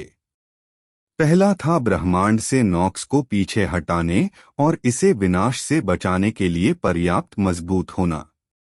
एलेना ने समय के साथ नॉक्स के साथ कई व्यक्तिगत शिकायतें पैदा की, जिसने उसकी न्याय की भावना के साथ साथ उसे एक उत्साही वफादार बना दिया, जो ब्रह्मांड की सहायता के लिए अपनी शक्ति में कुछ भी करने की कोशिश करेगी। यह उसका सबसे बुनियादी लक्ष्य था, क्योंकि यह सिर्फ उसके अपने अस्तित्व से संबंधित नहीं था, बल्कि हर चीज के अस्तित्व से संबंधित था। दूसरा लक्ष्य अधिक व्यक्तिगत था। वह वापस लौटना चाहती थी। वह अपने दोस्तों और परिवार के पास लौटना चाहती थी और एक बार फिर उनके द्वारा प्रदान की गई गर्मजोशी का आनंद लेना चाहती थी। रोज और रूयू महान बहनें थीं जिन्होंने उसे बेहतर करने के लिए प्रेरित किया और हमेशा उसे चुनौती दी। वे उसके सबसे करीबी दोस्त और सबसे मजबूत प्रतिद्वंद्वी थे, ऐसे लोग जिन्हें वह कभी नहीं भूलना चाहती थी। उसके दिल में डेमियन की स्थिति का उल्लेख करने की भी आवश्यकता नहीं थी। इतने सालों के बाद वह अभी भी उसके बारे में इतनी स्पष्टता से सोचती थी। क्या इसे और विस्तार से बताने की जरूरत थी कि उसकी भावनाएं कितनी गहरी थीं? और प्यार के अलावा एलेना डेमियन के विशेष प्रेरणा प्रभाव से परे नहीं थी। जो कोई भी लंबे समय तक उनके संपर्क में आता था, वह उनकी स्वर्ग विरोधी प्रतिभा के कारण उन्हें आगे बढ़ाने का लक्ष्य निर्धारित करता था, और आश्चर्यजनक रूप से वे हमेशा इस प्रेरणा के साथ कहीं अधिक बड़े परिणाम देखते थे। यह लगभग वैसा ही था जैसे प्रेरणा एक सच्ची सार्वभौमिक शक्ति थी और यह कितनी प्रभावशाली थी। फिर भी उसके अल्पकालिक लक्ष्यों के लिए भी उसे अन्य सभी से ऊपर उत्कृष्ट होना आवश्यक था। इसलिए एक औसत पथ पर उड़ान नहीं भरी जा सकती। एलेना बिना किसी हिचकिचाहट के आगे बढ़ी। उसका पैर यूनिवर्सल लाइफ लॉ पथ की मिट्टी पर मजबूती से टिक रहा था और वह पृथ्वी के छोर तक मार्ग का अनुसरण करते हुए चली। उस क्षण उसके शरीर और दिमाग की प्रक्रियाएं मेल खा गईं और उसके विकास का अंतिम चरण शुरू हो गया। अध्याय 956 कोकून 2। शून्य की बेटी होने का मतलब सिर्फ डेमियन की पत्नी होने से कहीं अधिक है। जबकि डेमियन ग्रैंड हेवंस सीमा में शून्य के प्रेषित जैसा था, वह अभी तक उस स्तर पर नहीं था जहां वह शून्य की इच्छा से संपर्क कर सके और उसे नियंत्रित कर सके। शून्य की बेटी शीर्षक और वह बीज जिसने इसके खिलने की शुरुआत की, डेमियन के साथ संबंध रखने वाली हर महिला के शरीर में प्रकट नहीं होगा, केवल उन लोगों के शरीर में प्रकट होगा जिन्हें शून्य ने मंजूरी दी थी। यही कारण है कि बीज मृत्यु से पहले केवल अंतिम क्षणों में ही अपनी उपस्थिति दिखाता था, महिला को बचाता था और उसे शक्ति प्रदान करता था। जो लोग बीज के अस्तित्व के योग्य थे, उन्हें शून्य ने ही क्षमता वाले लोगों के रूप में पहचाना। जहां तक इस क्षमता की पहचान का सवाल है और इसका उपयोग शून्य के मायावी एजेंडे के लिए कैसे किया जाएगा, यह कुछ ऐसा था जिसे केवल भविष्य में ही खोजा जा सकता था।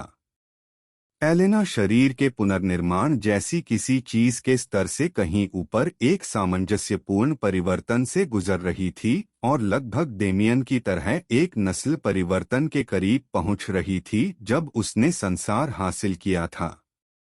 हालांकि मुफ्त भोजन जैसी कोई चीज नहीं थी। शून्यता के लिए उसे इतना गहरा आशीर्वाद देना, उससे जो कुछ भी आवश्यक था वह निश्चित रूप से इसे संतुलित करने के लिए काफी कठोर होगा। चरमराहट।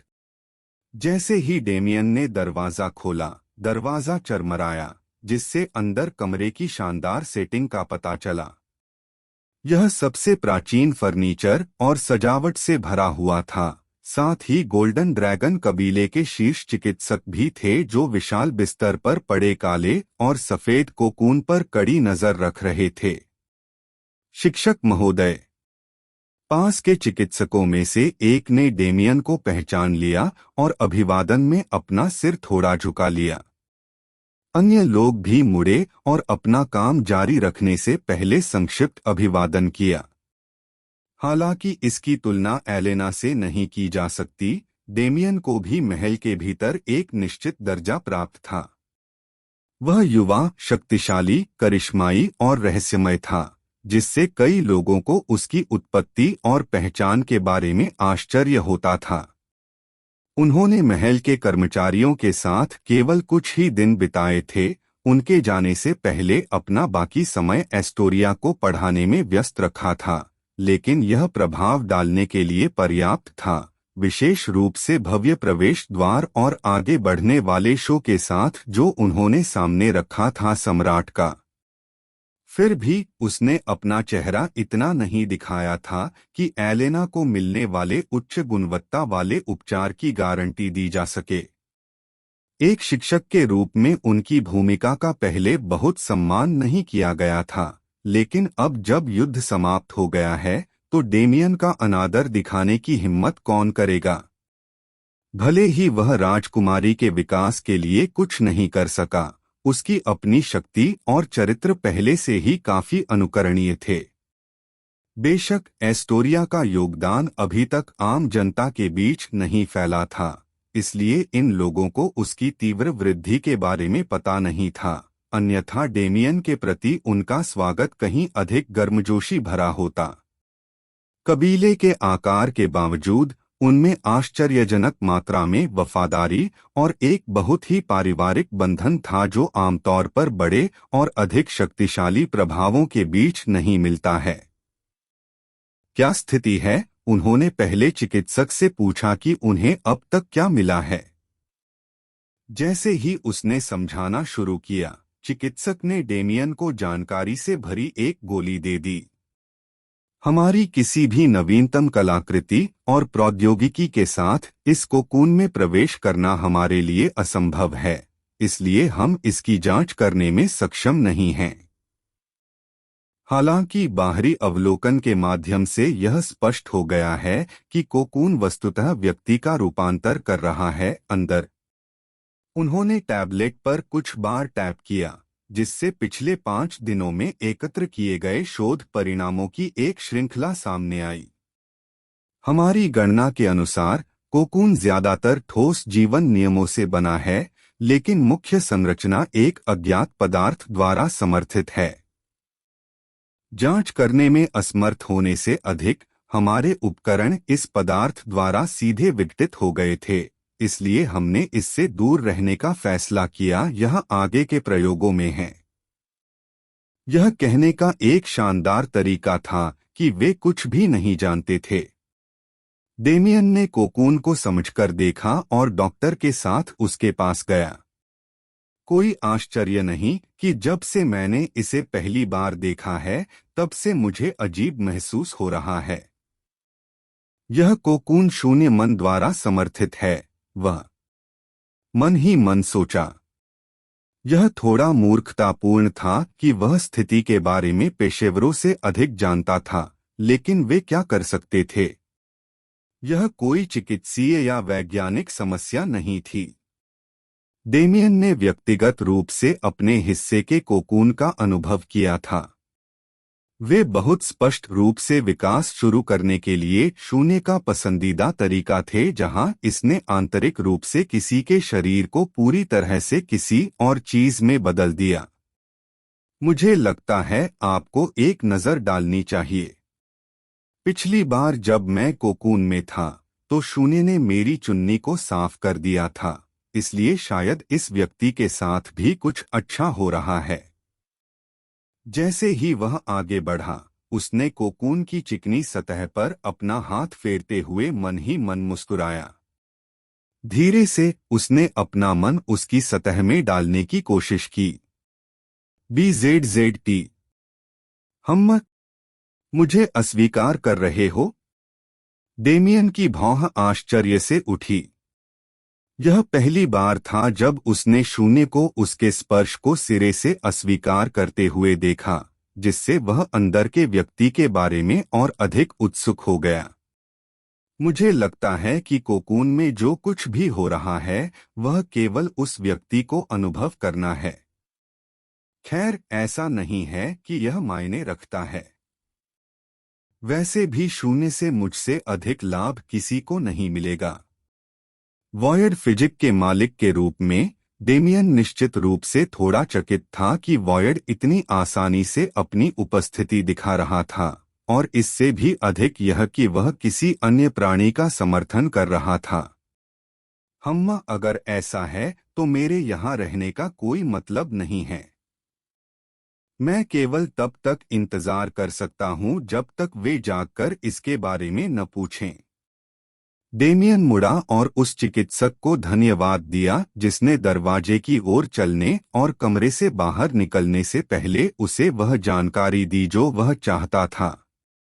हालांकि जैसे ही उसने अपने पीछे का दरवाजा बंद किया, वूम मैना के एक बड़े विस्फोट ने दरवाजा जोर से खोल दिया, उसे बिना तैयारी वाले डेमियन के शरीर में पटक दिया और उसे कुछ कदम पीछे धकेल दिया। क्या हो रहा है? हर कोई शांत हो जाए। रीडिंग देखें और उसके अनुसार प्रतिक्रिया दें। बाधाएं स्थापित करें।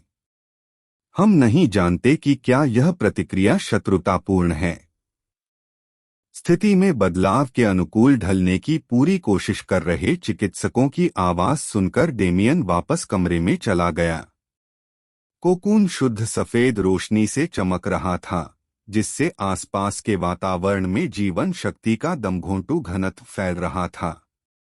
यह है संसार, डेमियन ने चौड़ी आंखों से सोचा, लेकिन जल्द ही खुद को सुधार लिया। नहीं, इसमें कोई मृत्यु नियम शामिल नहीं है, लेकिन अकेले जीवन नियम के उतार चढ़ाव में मेरे संसार आशय के समान ही जटिलता है। वह आश्चर्यजनक है। डेमियन के संसार में जीवन संपूर्ण का केवल एक हिस्सा था, इसलिए विशुद्ध रूप से तत्व के संदर्भ में डेमियन वास्तव में इस उतार चढ़ाव की तुलना में हार गया। उसका दिल इन अर्थों पर जोर से धड़क उठा और उसकी निश्चल दृष्टि के तहत कोकून धीरे धीरे पिघल गया और हवा में फैल गया। चमक, रोशनी अंधी हो गई, यहाँ तक कि मरने से पहले डेमियन की धारणा में भी बाधा उत्पन्न हुई। अब बिस्तर पर कोकून की जगह केवल एक ही व्यक्ति रह गया था। उसकी आंखें खुल गईं, उसने तुरंत कमरे का निरीक्षण किया और पहले अपने आसपास का आकलन किया। जैसे ही उसकी नजर एक विशिष्ट आकृति पर पड़ी, उसकी अभिव्यक्ति आश्चर्य में बदल गई, और उस आकृति ने उसकी भावनाओं को साझा किया। जो कुछ हो रहा था उसे तर्कसंगत बनाने में असमर्थ थी। डेमियन और एलेना ने एक दूसरे की आंखों में देखा। कमरे में सन्नाटा भर गया। लगभग इतने कष्टदायक वर्षों के अकेलेपन के बाद एक पुनर्मिलन, आखिरकार यह हो रहा था। अध्याय 957 पुनर्मिलन 1। Dawn World, Storm Heavens, Mystic Realm, Azure Rain Star और डेथ एम्परर स्टार से लेकर कैलिप्टो, येन, वाइल्ड कॉन्टिनेंट, प्राचीन गॉड क्लैन और अंत में बीस्ट एम्परर स्टार तक ह्यूमन डोमेन के बाद से लगभग 10 वर्षों में डेमियन ने कभी भी आगे बढ़ना बंद नहीं किया। वह और अधिक मजबूत होता गया और रास्ते में कई बार लड़खड़ाया भी। वह अनगिनत मित्रों और शत्रुओं से समान रूप से मिला और जितनी तेजी से वह उठ सकता था, उठने के लिए उसे अकथनीय पीड़ा सहनी पड़ी। किसी तरह वह चौथी कक्षा की शुरुआत से ही अपने आप को चरम शिखर तक ले जाने में सक्षम हो गया, जितना समय अधिकांश लोगों को 50 या उसके आसपास के स्तर को पार करने में लगता था, और फिर भी वह कभी संतुष्ट नहीं था। वह जितने लंबे समय तक व्यापक ब्रह्मांड में रहा, उतना ही अधिक उसे उन ताकतों का एहसास हुआ जो उसे बांधे रखती थीं, और उतना ही अधिक उसे उन ताकतों की आवश्यकता का एहसास हुआ जो उसे जमीन से जोड़े रखती थीं। डेमियन की स्थिति में परिवार के बारे में सोचना कठिन था। आखिरकार अगर उसने कभी खुद को डगमगाने दिया तो वह गिर जाएगा। पांचवें प्राइमल संप्रभु की मृत्यु के बाद से वह ढलान पर था, लेकिन ढलान जितना अधिक तीव्र होता गया, छोटे से स्पर्श के लिए उसे पहाड़ से नीचे गिराना उतना ही आसान हो गया। इस दबाव के अनुकूल होने के लिए उनका दिमाग बदल गया और उन्होंने खुद को ऊंचा उठाया। उन्होंने दुनिया को एक सम्राट के समान देखा, हालांकि डेमियन का व्यवहार उनकी मानसिकता से मेल नहीं खाता था। कई साल हो गए जब डेमियन ने आखिरी बार अपने परिवार के बारे में सही मायने में सोचा था, सिवाय उस दर्दनाक भ्रम के जो मैरियनेट लॉर्ड ने उसे कुछ समय पहले दिखाया था। वह इसे स्वीकार नहीं करना चाहता था, लेकिन उसने उन्हें अपने दिमाग के पीछे धकेल दिया था क्योंकि उसे विश्वास नहीं था कि वह उन्हें निकट भविष्य में कभी भी देख पाएगा। यह वही बात थी जो तब हुई थी जब वह पहली बार एपिरॉन पर सामने आया था और उसे एहसास हुआ था कि पृथ्वी पर वापस लौटना कितना मुश्किल होगा, केवल इसका पैमाना कहीं अधिक विशाल था। हालांकि हाल ही में ग्रैंड असेंबली के करीब आने के साथ डेमियन धीरे धीरे फिर से मुलाकात के उस पल के लिए खुद को तैयार कर रहा था, ताकि वह अपनी पूरी क्षमता से अपने प्रियजनों को गले लगा सके। फिर भी डेमियन जैसे स्वयं के संपर्क में रहने वाले व्यक्ति के लिए उसकी भावनाएं हमेशा अस्पष्ट रूप से प्रकट होती थीं, और उसे पीछे हटने और खुद से पूछने के लिए मजबूर होना पड़ा। बस उसे अभी क्या महसूस होना चाहिए था? वल्लाह रहस्यवादी क्षेत्र अधिकांश अन्य लोगों की तरह नहीं था। एक रहस्यवादी क्षेत्र के बजाय जिसे खुलने से पहले पूरा करने की आवश्यकता थी, यह एक जेल क्षेत्र था जिसने अपने उत्तराधिकारियों को तब तक फंसाया जब तक उन्हें लगा कि वे छोड़ने के लिए तैयार नहीं थे। एलेना वर्षों तक वहां रहीं और वाल्किरीज की क्षमताओं को समझने की पूरी कोशिश की, लेकिन जैसे ही उन्होंने ऐसा किया, उन्हें एहसास हुआ कि अतीत की भव्य दौड़ में कई खामियां थीं। ब्रह्मांड के बारे में अपनी श्वेतश्याम धारणा के अलावा वे बेहद एकांत प्रिय थे और उनका बाहरी लोगों से शायद ही कभी संपर्क होता था।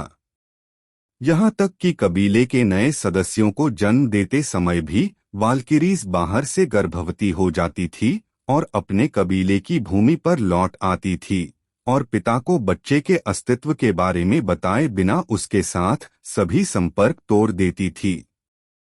यह जीवित रहने का एक क्रूर तरीका था जिसे वाल्किरीज ने उचित माना क्योंकि यह उनके कबीले की पवित्रता को बनाए रखता था। हालांकि एक वंशज के रूप में एलेना इस दर्शन से सहमत नहीं हो सकी। जितनी देर तक वह वल्लाह मिस्टिक क्षेत्र में रही और वाल्किरीज के बारे में सीखा, उतना ही अधिक उसे विश्वास हुआ कि कबीले के पतन का एक उचित कारण था और इसका एक बड़ा हिस्सा उनकी अपनी गलती थी। इसलिए उसने कभी भी उनके जैसा नहीं बनने की कसम खाई। सच कहूं तो एलेना का अतीत उनसे बहुत अलग नहीं था। उसके पास न्याय के बारे में इतना निर्णायक एक तरफा दृष्टिकोण था जिसने दुनिया को काले और सफेद में विभाजित कर दिया था, और जब दूसरों के साथ बातचीत करने की बात आती थी तो वह कभी भी खुद को अभिव्यक्त करने में सर्वश्रेष्ठ नहीं थी, जिससे उसके लिए ऐसे लोगों को ढूंढना मुश्किल हो जाता था जिन्हें वह वास्तव में पा सकती थी। विश्वास और युवा आवेग के आवेश में वह अपने कार्यों का मार्गदर्शन करने वाले अपने काले और सफेद विश्वदृष्टिकोण के साथ उन लोगों से दूर भाग गई। उसे हमेशा विश्वास था कि उसने जाने में सही किया था और उसने जो देखा उसके कारण यह नहीं बदला, लेकिन उसे उस तरीके पर पछतावा हुआ जिसके द्वारा वह चली गई थी। यह दुखद और ठंडा था, लगभग ऐसा मानो वह उन लोगों को किनारे कर रही थी जिनकी उसे परवाह थी। उसका दृष्टिकोण बदलना शुरू हो गया और मानो उस बदलाव को स्वीकार करते हुए वल्लाह मिस्टिक क्षेत्र ने उसके लिए अपने दरवाजे खोल दिए। मुझे लगता है आपको एक नज़र डालनी चाहिए। लगभग ऐसा ही उसे वल्किरी जाति की खामियों का भी पता था। फिर भी उस बिंदु से एलेना ने ईएन की यात्रा की और वर्षों तक घातक युद्ध के मैदान पर लड़ते हुए अपने स्वयं के कई संबंध और दुश्मन बनाए और ब्रह्मांड में एक स्थिति स्थापित की। भले ही उसने डायमेंशनल लीडर बोर्ड पर चढ़ने में ज्यादा समय नहीं बिताया था, उसका नाम ब्रह्मांड के कुछ क्षेत्रों में काफी प्रसिद्ध था।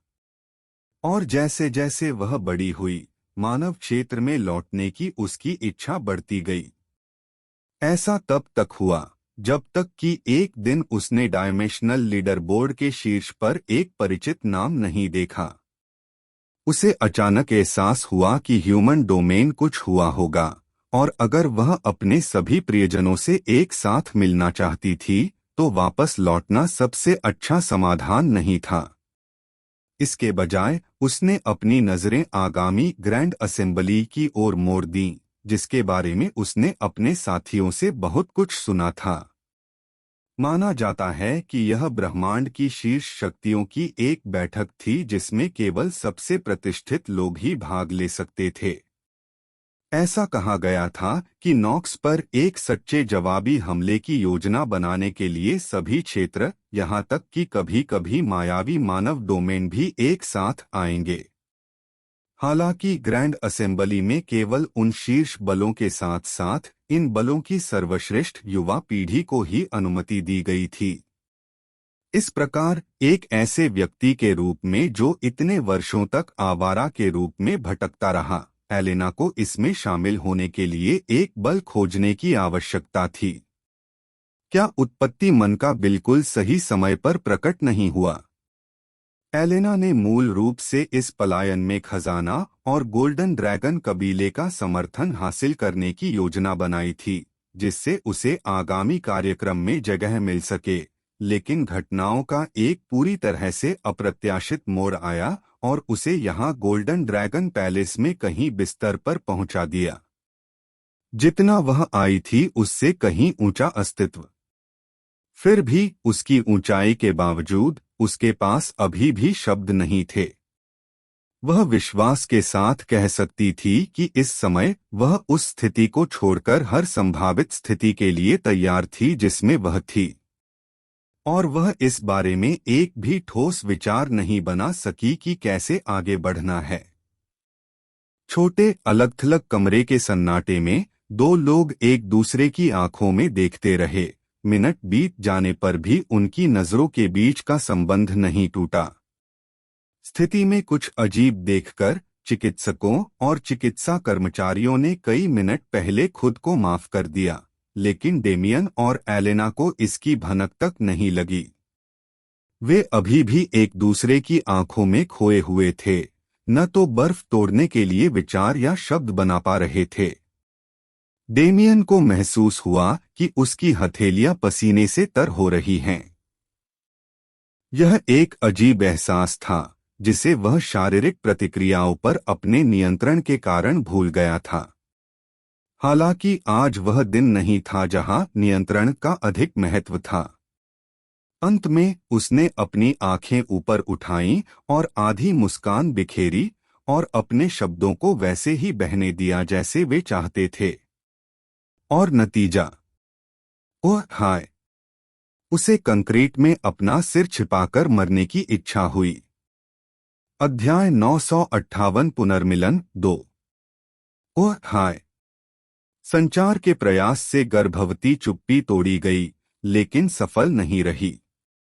डेमियन को देखते ही एलेना की आंखें थोड़ी चौड़ी हो गईं।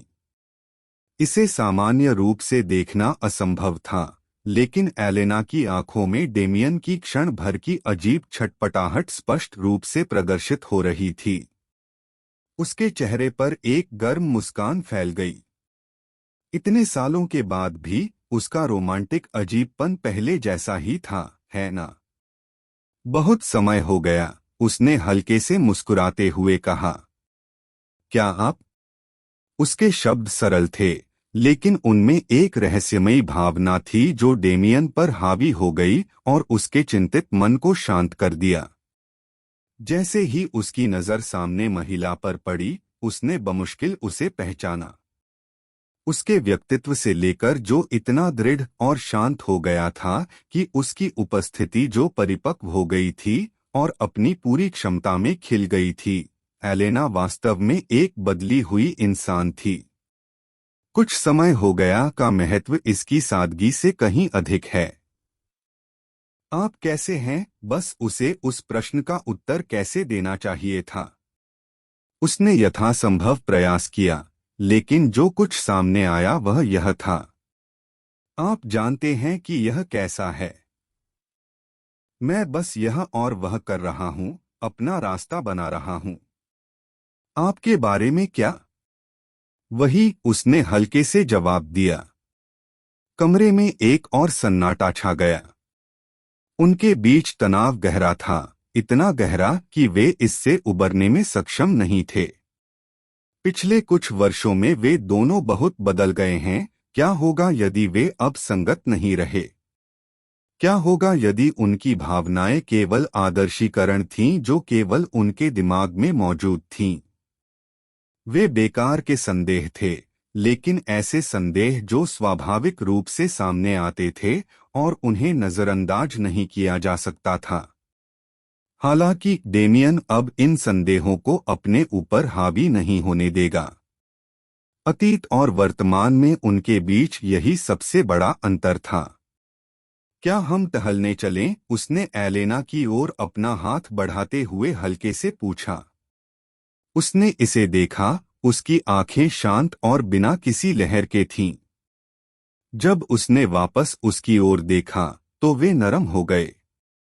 उसने शालीनता से उसका फैला हुआ हाथ पकड़ लिया और खुशी से सिर हिलाया। मुझे खुशी होगी, उसने बिस्तर से खड़े होते हुए कहा। डेमियन ने सिर हिलाया और इसके तुरंत बाद दोनों गायब हो गए। जब वे फिर से प्रकट हुए, तो वे अस्तित्व के किनारे पर एक समुद्र तट पर थे।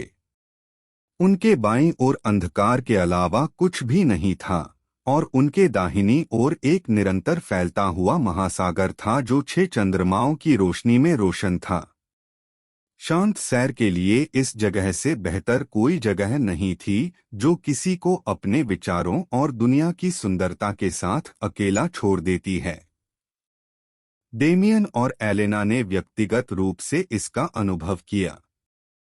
वे घंटों तक समुद्र तट पर बिना कुछ कहे चलते रहे। उनके आपस में जुड़े हुए हाथ कभी अलग नहीं हुए और उनके दिमाग और शरीर धीरे धीरे एक हो गए। यह सच था कि उनमें से कोई भी जो कहना चाहता था उसे शब्दों में बयां नहीं कर सका, लेकिन मौजूदा हालात में उन्हें इसकी जरूरत नहीं थी। उनकी आपस में गुंथी हुई उंगलियों के बीच गहरे काले मन की तरंगें प्रवाहित हो रही थीं, जो पिछली अभिव्यक्ति को शाब्दिक बना रही थीं। उनके मन और शरीर एक हो गए। वे एक दूसरे की झिझक और चिंता को महसूस कर सकते थे और धीरे धीरे उनकी यादें भी आपस में जुड़कर प्रदर्शित होने लगीं। यह अंधेरा और शांत था। समुद्र की प्रचंड लहरें धीमी हो गईं और समुद्र तट से टकराकर बहने लगीं, समय के साथ धीरे धीरे अंदर की ओर खींचती गईं। इसकी सतह पर चमकने वाले चंद्रमाओं की सूक्ष्म रोशनी तरंगित हो गई, जिससे पानी के ऊपर सुंदर चंद्र घटनाएं पैदा हुईं। और डेमियन और एलेना ने धीरे धीरे एक बार फिर एक दूसरे को सीखा। झिझक पृष्ठभूमि में धूमिल हो गई और तनाव के कारण पैदा हुई चुप्पी के बजाय चुप्पी समझ में बदल गई। अपनी भावनाओं को व्यक्त करने के लिए अब शब्दों की आवश्यकता नहीं रही। वे दोनों अब परिपक्व हो गए थे। डेमियन पहले से ही 30 वर्ष का था और एलेना भी उस बिंदु तक पहुंचने से अधिक दूर नहीं थी। आखिरकार उन्होंने जो अनुभव किया था, उनके पास अत्यधिक गर्मजोशी, प्रेम से भरे पुनर्मिलन की क्षमता नहीं थी जैसा कि कोई उनसे उम्मीद करेगा। मुझे लगता है आपको एक नज़र डालनी चाहिए। उन्हें एहसास हुए बिना एक दूसरे के प्रति उनका प्यार गहरा और अधिक जड़ हो गया था। यह कुछ अधिक आंतरिक रूप से परिपक्व हो गया था जो खुद को इतने शक्तिशाली रूप से प्रकट नहीं करता था क्योंकि इसकी जरूरत नहीं थी। अब उन्हें अपने इरादों को व्यक्त करने के लिए इतना विस्फोटक रूप से स्नेही होने की आवश्यकता नहीं थी। जैसे ही वे रुके, उनके पैरों के नीचे रेत खिसक गई, मानो पहले से ही एक दूसरे के इरादों के बारे में जानते हों। वे समुद्र तट पर उतरे और समुद्र का सामना किया। आप बहुत कुछ झेल चुके हैं, डेमियन ने बुदबुदाया, कभी भी क्षितिज से अपनी आंखें नहीं हटाईं। क्या आप वास्तव में यह कह सकते हैं कि आप जिस दौर से गुजरे हैं उसके बाद? एलेना ने मुस्कुराते हुए जवाब दिया। हाँ, मैं क्यों नहीं कर सकता। मेरे पास आपके मुख्य चरित्र की ऊर्जा नहीं है, इसलिए मुझे दुश्मन बनाने के लिए कड़ी मेहनत करनी पड़ी, आप जानते हैं। तो वह सारा लक्ष्यीकरण मुख्य पात्र की ऊर्जा के कारण था। मैंने इसके बारे में पहले क्यों नहीं सोचा? स्वाभाविक रूप से ऐसा इसलिए है क्योंकि मैं एक चरम प्रतिभा हूं जिसकी बराबरी नहीं की जा सकती। मेरे पास बस उस तरह का अंतर्ज्ञान है। ओह, यह समझ में आता है। मैं हमेशा से जानता हूं कि आप एक चरम प्रतिभाशाली व्यक्ति थे, खासकर पृथ्वी पर जब आपने विश्व जागृति के घटित होने से पहले ही इसकी भविष्यवाणी कर दी थी। मैंने वह किया, तुमने नहीं किया। फिर वह सब ब्लैक फ्लैग क्या था? वाह, दशकों पुरानी गंदगी सामने ला रहा हूं। कम झटका। मुझे यकीन है कि हमारी चरम प्रतिभा इसे संभाल सकती है। तुम शैतान हो। सही है, मैं शैतान हूं जिसने तुम्हें बहकाया, मिस्टर पीक। मां, यह सचमुच कष्टप्रद है। आपको मेरी भावनात्मक क्षति की भरपाई करनी चाहिए। क्या मुझे ऐसा करना चाहिए? निश्चित रूप से। तुम्हें अपना शेष जीवन मेरे साथ इसका प्रायश्चित करते हुए बिताना चाहिए। मुझे क्या करना चाहिए? हालांकि ऐसा लगता है कि मैं पहले से ही ऐसा करने की योजना बना रहा था। डेमियन और एलेना एक दूसरे को देखकर मुस्कुराए।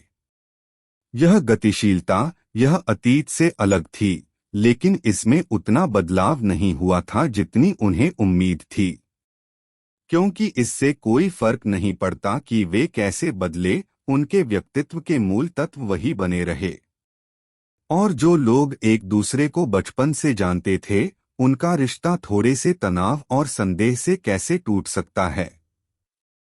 एक दूसरे के प्रोजेक्ट को देखने के बाद वे एक दूसरे को पूरी तरह से समझ गए। एलेना के डॉटर ऑफ द वॉयड शीर्षक ने भी काम किया, जिससे उनकी और डेमियन की आत्माएं करीब आ गईं, हालांकि दोनों को इसका एहसास नहीं था। रोमांस, ये कुछ ऐसा था जिसमें वे दोनों भयानक थे। जब उन्होंने अपने अंतरंगता के बारे में एक दूसरे का दृष्टिकोण देखा, तो उन्हें लगा कि उनकी शर्मिंदगी से जल रहे हैं कि वे कैसे बचकाने और मूर्ख बने हुए थे। लेकिन उस समय वे एक बात के बारे में सही थे। सार्वभौमिकता के कारण उनका संबंध इतना खराब हो गया था कि वह चल नहीं पा रहा था। उन्हें एक नई शुरुआत की जरूरत थी। अब ऐसे समय में सामूहिक अंततः उन्हें नई शुरुआत दी गई और उनसे किसी ने भी इसे तोड़ने की योजना नहीं बनाई। उनकी बातचीत तब तक जारी रही जब तक चंद्रमा की क्षितिज से परे नहीं डूबा और दो सूर्य समुद्र के ऊपर नहीं उगे, एक लाल और एक पीला। उन्होंने अपने द्वारा देखी गई डेमोक्रेट के बारे में बात की। एलेना ने हिडन डेथ वैली ली और डेमियन की डेमिगॉड्स के साथ दोस्ती हुई, जबकि डेमियन को इस बात में ज्यादा नारियल था कि एलेना ने येन में इतनी तेजी से बढ़त हासिल की, जानिए कैसे बनाई तैयारी। आखिरकार उनकी बातचीत अतीत से दूर हो गई और अधिक रचनात्मक हो गई, क्योंकि वे एक दूसरे की आवाज के लिए घंटों तक सबसे नासमझ विषयों पर भी बात कर रहे थे जब तक वे कर सकते थे। वे अपने बीच की भावना का आनंद लेते थे, एक ऐसी भावना जिसे वे दोनों बहुत लंबे समय तक महसूस नहीं कर पाए थे। यही वह ग्राउंडिंग फोर्स थी जिसे डेमियन खोज रहा था और वह खूबसूरत संरचना जिसका एलेना चेस कर रही थी। यह परिवार था और अब जब उन्होंने इस पर कब्जा कर लिया है तो उन्होंने इसे फिर कभी लेने की योजना नहीं बनाई है। अध्याय 959 पुनर्मिलन 3। डेमियन और एलेना समुद्र तट पर बने रहे और एक और दिन बीत गया, लेकिन एक नए निर्धारित समय विस्तार के साथ उनके पास बर्बाद करने के लिए दुनिया का सारा समय था। कम से कम थोड़ी देर के लिए। घंटों तक दोनों ने अपने अनुभवों, अपने विचारों और बहुत कुछ के बारे में बात की। हालांकि वे एक दूसरे के अनुभवों को पहले ही देख चुके थे, फिर भी सीधे दूसरे पक्ष के मुंह से इसे सुनने पर एक अलग अनुभूति होती थी। वे हंसे, उन्होंने शोक मनाया और वे उस बिंदु पर पहुंच गए जहां उन्होंने एक दूसरे को पहले से कहीं अधिक समझा, उस एक ही दिन के दौरान। केवल शून्य के शांत समर्थन से ही यह संभव हो सका और दोनों ने स्वयं मायावी बल के धक्के को पूरी तरह से स्वीकार कर लिया। आखिरकार अब जब वे बड़े हो गए थे तो वे वास्तव में समझ गए थे कि रिश्ते में संचार कितना महत्वपूर्ण है। जब वे छोटे थे तो यह एक और तथ्य था जो उन्हें लगता था कि वे जानते थे, लेकिन निश्चित रूप से यह देखते हुए कि उनका रिश्ता इतनी तेजी से कैसे पटरी से उतर गया, यह स्पष्ट था कि वे कुछ भी नहीं जानते थे। जिसे वे संचार समझते थे वह केवल प्रकट करना था। उन्होंने बस अपनी भावनाएं एक दूसरे पर फेंकी और उम्मीद की कि दूसरा पक्ष उन्हें समायोजित करेगा। लेकिन यह कब से व्यवहार्य था? कुछ भी हो, इसे एक हद तक जहरीला भी माना जा सकता है। शांत दिमाग और जुड़े दिलों से उन्होंने अपने बीच की पिछली किसी भी गलतफहमी को आसानी से सुलझा लिया।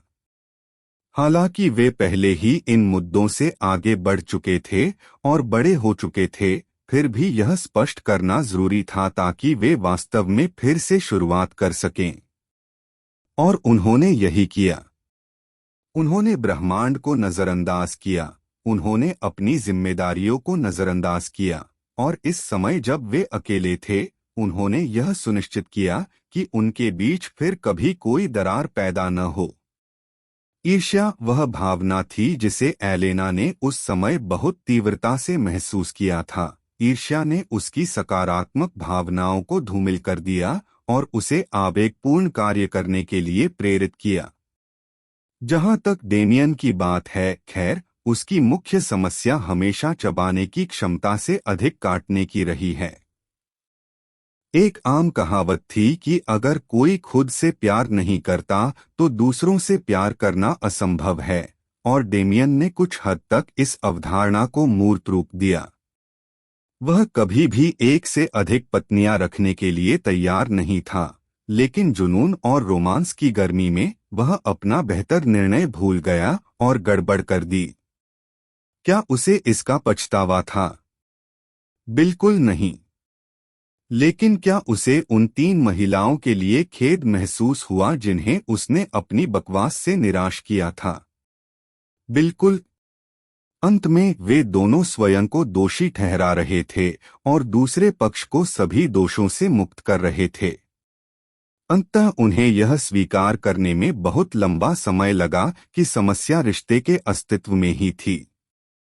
सौभाग्य से अतीत याद दिलाने के लिए मौजूद था, जीने के लिए नहीं। क्या आप जेनेसिस बीड़ का लक्ष्य रखने वाले वाल्कीरी थे? हो उस शापित सम्राट को एक नाम या कुछ और का उल्लेख करना चाहिए था। इससे मुझे इतनी परेशानी से बचाया जा सकता था। डेमियन ने रेत में लेटते हुए शिकायत की। एलेना ने अपनी स्थानिक अंगूठी से मोती को बाहर निकालते हुए हंसते हुए कहा, यह मेरे लिए भी वैसा ही है। अगर मुझे पता होता कि तुम ही हो जिसे मनके की जरूरत है, तो मैं इसे छीनने की इतनी कोशिश नहीं करता। डेमियन ने अपना सिर हिलाया। नहीं, यह ठीक है। हालांकि मैंने प्राचीन देव कबीले को मनका लौटाने के लिए सम्राट के साथ मन की शपथ पर हस्ताक्षर किए थे, लेकिन अगर वे इसे स्वीकार नहीं करते हैं तो कुछ भी नहीं किया जा सकता है ना? उसने मनके पर नजर डाली और एक धूर्त कीचड़ को तोड़ दिया। इसके अलावा ऐसा नहीं है कि अब उनके लिए इसे लेना संभव नहीं है। क्या मैं सही हूं? आपने तुरंत ध्यान दिया। मैं भी नहीं जानता कि क्या हुआ।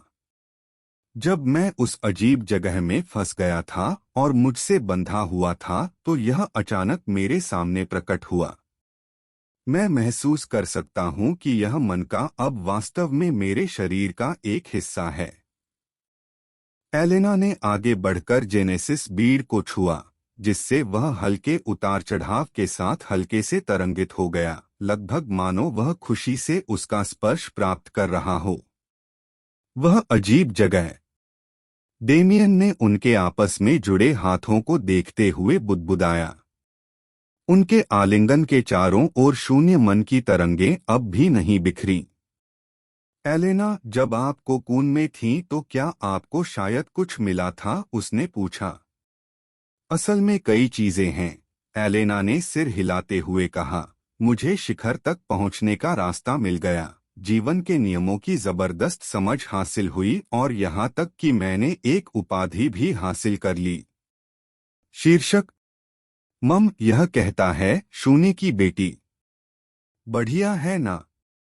केउक, यहाँ बहुत बढ़िया, डेमियन ने हकलाते हुए कहा। उसने अपना चेहरा थोड़ा सा दूसरी ओर घुमा लिया और महसूस किया कि उसके गालों पर गर्मी बढ़ रही है। मुझे लगता है आपको एक नज़र डालनी चाहिए। क्या ऐसा महसूस होता है जब आपकी प्रेमिका को आपके माता पिता की स्वीकृति मिलती है? वह मन ही मन आश्चर्यचकित हो गया, अपने सीने में हो रही हल्की सी हलचल को शांत करने की कोशिश कर रहा था। अगर उसे कुछ उम्मीद थी तो वह निश्चित रूप से वह नहीं थी। बेशक, जबकि एलेना को वॉयड फिजिक के बारे में पता था, वह निश्चित रूप से वॉयड के साथ उसके अजीब रिश्ते के बारे में नहीं जानती थी। इस प्रकार वह शीर्षक के सही अर्थ से अनजान थी। सौभाग्य से शून्य ने हमारे स्मृति विनिमय में अपने बारे में कुछ भी छिपाया, अन्यथा मैं अभी शर्मिंदगी से मर रहा होता। हालांकि वह इसे स्वीकार नहीं करना चाहता था, वह निश्चित रूप से पहले से ही शर्मिंदगी से मर रहा था, लेकिन इसका उल्लेख करने की आवश्यकता नहीं थी। उसे एक तरफ रखकर उन्होंने टिप्पणी की, शून्य द्वारा स्वीकार किया जाना निश्चित रूप से एक अच्छी बात है। आप पहले से ही 399 के स्तर पर हैं, ठीक है। चरम शिखर पर कदम रखना अब आसान होना चाहिए। सही है। मैं इसे बिल्कुल नहीं समझता, लेकिन मैं महसूस कर सकता हूं कि अगर मैं जीवन के नियमों पर ध्यान केंद्रित करूं तो मैं पहले की तुलना में कम से कम 10 गुना तेजी से मजबूत हो सकूंगा। हाँ, फिर तुम अंततः मेरे साथ रह पाओगे, डेमियन ने अहंकारपूर्वक अपनी छाती फुलाते हुए कहा। टीच, तुम केवल डींगे हाँकना जानते हो, एलेना ने उसकी बाह पर हल्के से मुक्का मारते हुए चिढ़ाते हुए कहा।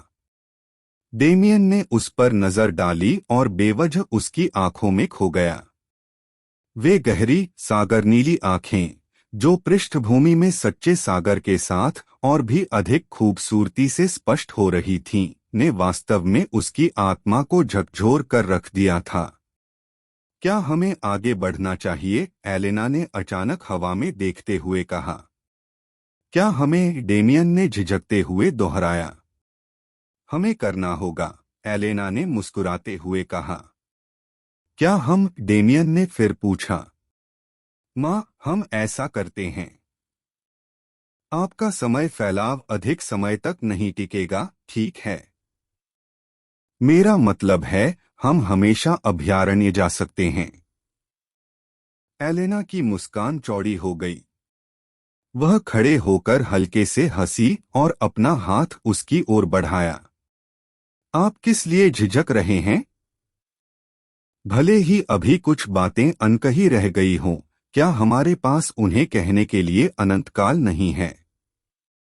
डेमियन ने गर्मजोशी से उसकी मुस्कान लौटाई, उसका हाथ पकड़ा और खड़ा हो गया।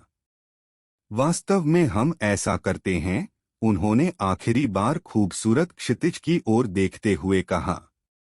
वह वास्तव में छोड़ना नहीं चाहता था। उसे डर था कि एक बार जब उसने दोबारा काम करना शुरू कर दिया, तो उसके पास दोबारा इस तरह के पल के लिए भी समय नहीं होगा। विडंबना यह है कि यह बात किसी ऐसे व्यक्ति की ओर से आ रही है, जो इस अवधारणा को नियंत्रित कर सकता है। फिर भी यह सच था। जब वह किसी कार्य में बहुत अधिक व्यस्त हो जाते थे, तो सबसे महत्वपूर्ण चीजों की उपेक्षा करने का उनका इतिहास था। मैं किस बारे में सोच रहा हूँ? डेमियन ने अपना सिर हिलाया और अपने विचार स्पष्ट किए। जैसे ही उसके चेहरे पर मुस्कान फैल गई, उसकी नजर उसके और एलेना के हाथों पर गई। एक अनंतकाल सही है, भले ही मैं रोमांटिक रूप से बिल्कुल अक्षम हूँ। अगर मेरे पास अनंतकाल है तो भी मैं खुद को बेहतर बनाने में सक्षम हो जाऊंगा। बहुत ज्यादा सोचना उसकी आदत थी, जो हमेशा उसके साथ अन्याय करती थी, इसलिए वह इसे यहीं और अभी कुचल देता था। उस अंतिम विचार के साथ हवा में दृढ़ संकल्प और भावना की आभा भर गई। डेमियन और एलेना रहस्यमय दुनिया से गायब हो गए। उनकी उपस्थिति कई मिलियन वर्षों में पहली थी, और शायद यह कई मिलियन वर्षों में अंतिम होगी। जैसे जैसे समय बीतता जाएगा, शायद समुद्र तट ही समुद्री धारा में समा जाएगा, और शायद यह पूरी दुनिया एक जलीय स्वर्ग बन जाएगी। फिर भी दो प्रेमियों के अवशेष जो अंततः इसकी रेत पर फिर से मिले, अनंत काल तक इसके साथ रहेंगे, ठीक वैसे ही जैसे वे एक दूसरे के साथ होंगे। अध्याय 960 पुनर्मिलन 4। दोनों एक साथ ईस्ट विंग में अलग कमरे में लौट आए और बिना किसी विशेष गंतव्य के महल के हॉल से गुजरते हुए शांति से बाहर निकल गए। डेमियन एस्टोरिया को एलेना से मिलवाना चाहता था, लेकिन इसके लिए भोज समाप्त होने तक इंतजार करना होगा, इसलिए अभी के लिए वे हाथ में काम पर लौटने से पहले थोड़ा और अकेले समय का आनंद लेने जा रहे थे। सबसे पहले उन्हें देखने वाले वही चिकित्सक थे जिन्होंने एलेना पर तब नजर रखी थी जब वह कोकून में बेहोशी की हालत में थी। वे सीधे संपर्क नहीं करते थे या कुछ भी नहीं कहते थे, लेकिन डेमियन और एलेना दोनों एक दूसरे से फुसफुसाहट और गपशप सुनने के लिए काफी शक्तिशाली थे। हालांकि उन्हें यह उम्मीद नहीं थी कि यह गपशप जंगल की आग की तरह फैल जाएगी। महल इस समय अविश्वसनीय रूप से अनिश्चित स्थिति में था। हर कोई आखिरकार उस महान युद्ध से बाहर आ रहा था जो बमुश्किल खत्म हुआ था, जिसका मतलब था कि अच्छी या रसदार गपशप के किसी भी हिस्से को घबराए हुए प्रतिक्रिया की गति के साथ जॉली नागरिक से लेकर जॉली नागरिक तक पारित किया गया था। अफवाहें इतनी बड़ी हो गईं कि वे बैंक्वेट हॉल और सम्राट के कानों तक भी पहुंच गईं, उस समय तक यह अनुपात इतना अधिक हो गया कि डेमियन और एलेना को गोल्डन ड्रैगन के ऑडिट के लिए रहस्यमय भगवान कबीले से भेजे गए किसी प्रकार के समूह के रूप में चित्रित किया गया था। परिणाम सम्राट की ओर से एक सम्मन था, जिसने वर्तमान में हल्के आश्चर्य के साथ अपनी आंखों को रंगते हुए दोनों को देखा।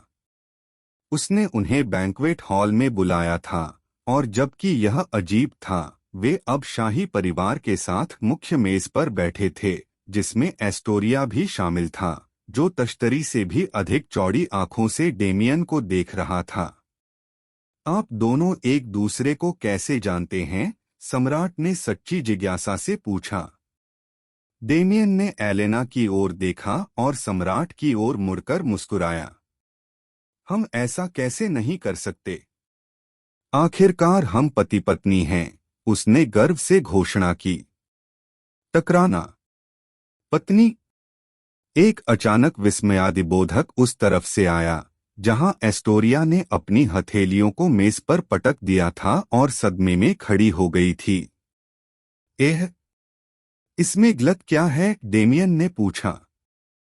हंध, एस्टोरिया कराहते हुए वापस अपनी सीट पर बैठ गई। मास्टर, आप अकेले क्यों नहीं रह सकते? मुझे अकेला क्यों रहना चाहिए?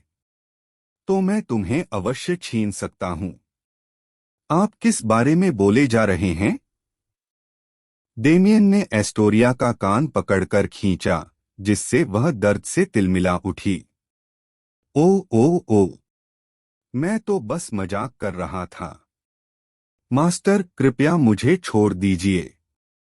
तुम्हें छोड़ दो? मुझे एक कारण बताओ कि मैं तुम्हें क्यों छोड़ दूं। क्योंकि मैं आपका पसंदीदा शिष्य हूं।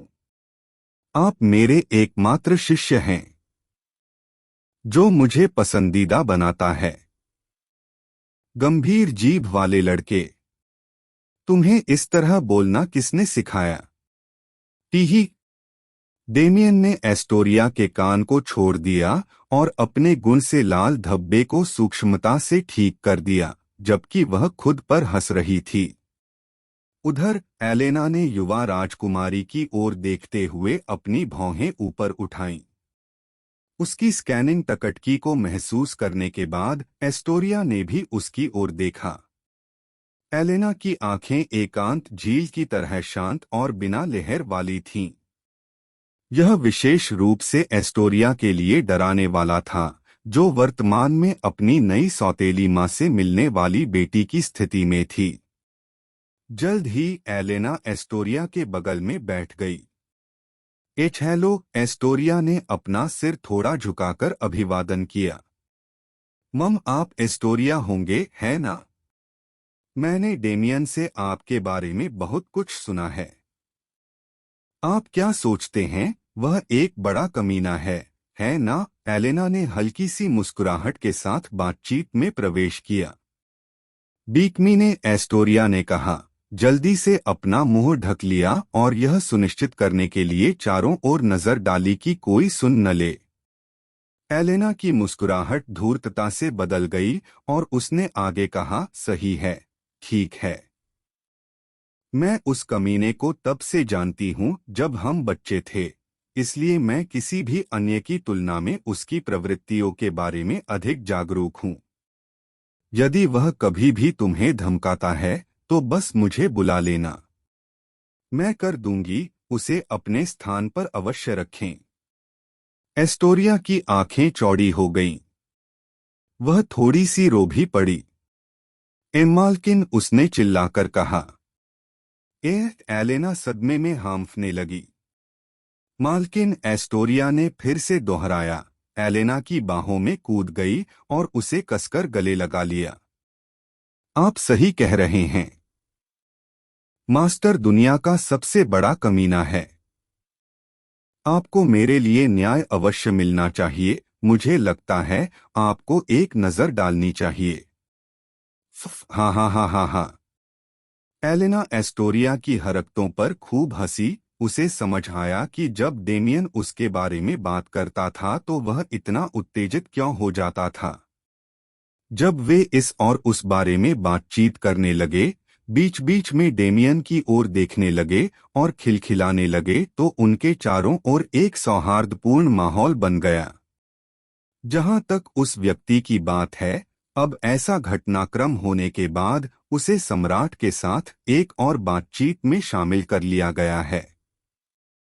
तो अंत में ऐसा ही हुआ। भाग्य सचमुच अजीब है ना? जब डेमियन ने उसे अपने और एलेना के अतीत का संक्षिप्त विवरण दिया तो सम्राट ने टिप्पणी की, मुझे ऐसा लगता है, मुझे निश्चित रूप से इसके लिए भाग्य को धन्यवाद देना होगा, क्योंकि मुझे संदेह है कि अगर उसने सहायता नहीं दी होती तो हमारी मुलाकात इतनी आसानी से हो पाती। डेमियन ने मुस्कुराते हुए जवाब दिया, मम्मा, हालांकि ऐसा लगता है कि मन शपथ के अपने पक्ष को पूरा करने में आपको कुछ समस्याएं होंगी, बादशाह ने चिढ़ाया। चलो छोटी छोटी बातों पर ध्यान न दें, मैं इसे किसी भी तरह से काम पर लगाऊंगा, डेमियन ने घबराहट से दूर देखते हुए बुदबुदाया। मुझे भी विश्वास है कि आप ऐसा करेंगे, सम्राट ने कहा। सचमुच आपने मेरी बेटी और मेरे डोमेन दोनों के लिए जो किया है, उसके लिए मुझे आपको धन्यवाद देना चाहिए। भले ही मैं आपको जेनेसिस बीड दे दूं, मुझे नहीं लगता कि यह पर्याप्त होगा। तो फिर मुझे कुछ और दे दो, डेमियन ने तुरंत उत्तर दिया। पैसे के संकेत उसकी आंखों में चमक रहे थे। हाँ हाँ हाँ, मुझे ऐसा आदमी पसंद है जो जानता है कि उसे क्या चाहिए।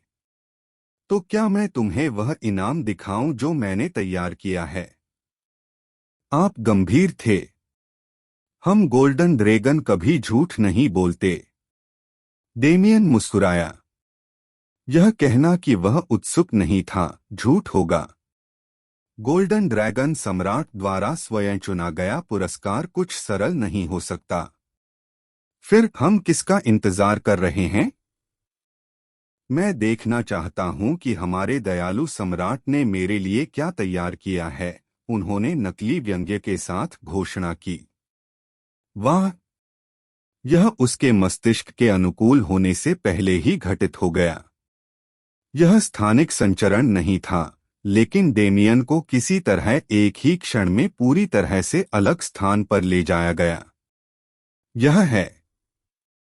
जैसे ही दृश्य उसके सामने प्रकट हुआ, डेमियन ने अपनी आंखें मूंद लीं। वह एक जंगल के एक छोटे से उपवन में था।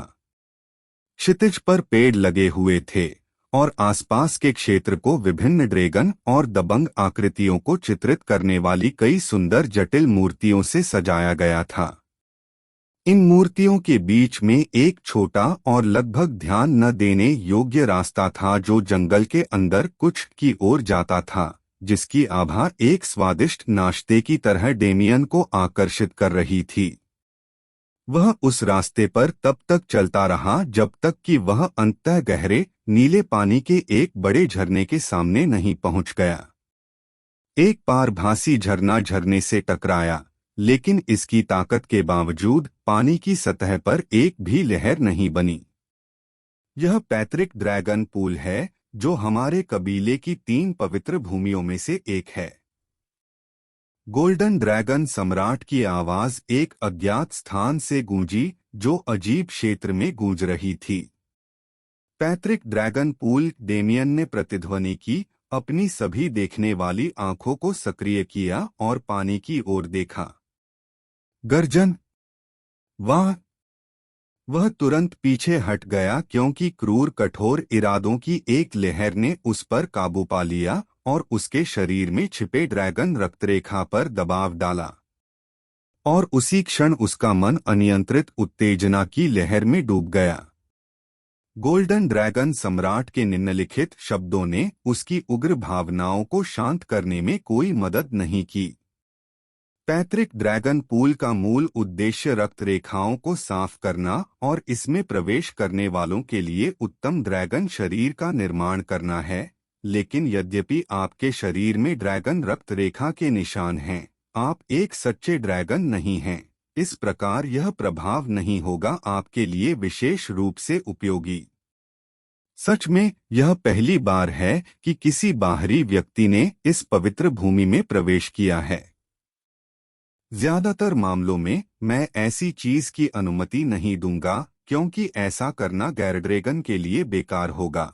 हालांकि आप अलग हैं, मुझे नहीं पता क्यों, लेकिन मेरा अंतर्ज्ञान मुझे बताता है कि यदि आप पूल में प्रवेश करते हैं तो आपको कुछ अप्रत्याशित वरदान प्राप्त होंगे। आपके पास 7 दिन होंगे। इसके बाद हमें ग्रैंड असेंबली के लिए प्रस्थान करना होगा, और आपको भी ऐसा करने के लिए प्राचीन देव कबीले के लिए प्रस्थान करना होगा। आपको क्या लाभ मिलेगा, यह पूरी तरह आप पर निर्भर करेगा। इस बिंदु से आगे मैं केवल आपको शुभकामनाएं दे सकता हूं। डेमियन मुस्कुराया। हर गुजरते पल के साथ उसकी मुस्कुराहट चौड़ी होती गई, क्योंकि उसने सीधे पूल में गोता लगाने की इच्छा को दबाने के लिए हर संभव कोशिश की। उसने आकाश की ओर देखा, इस उम्मीद से कि उसकी नजर गोल्डन ड्रैगन सम्राट तक पहुंचेगी। सम्राट, मेरे अंदर जाने से पहले मुझे एक बार अच्छी तरह देख लेना सुनिश्चित करें।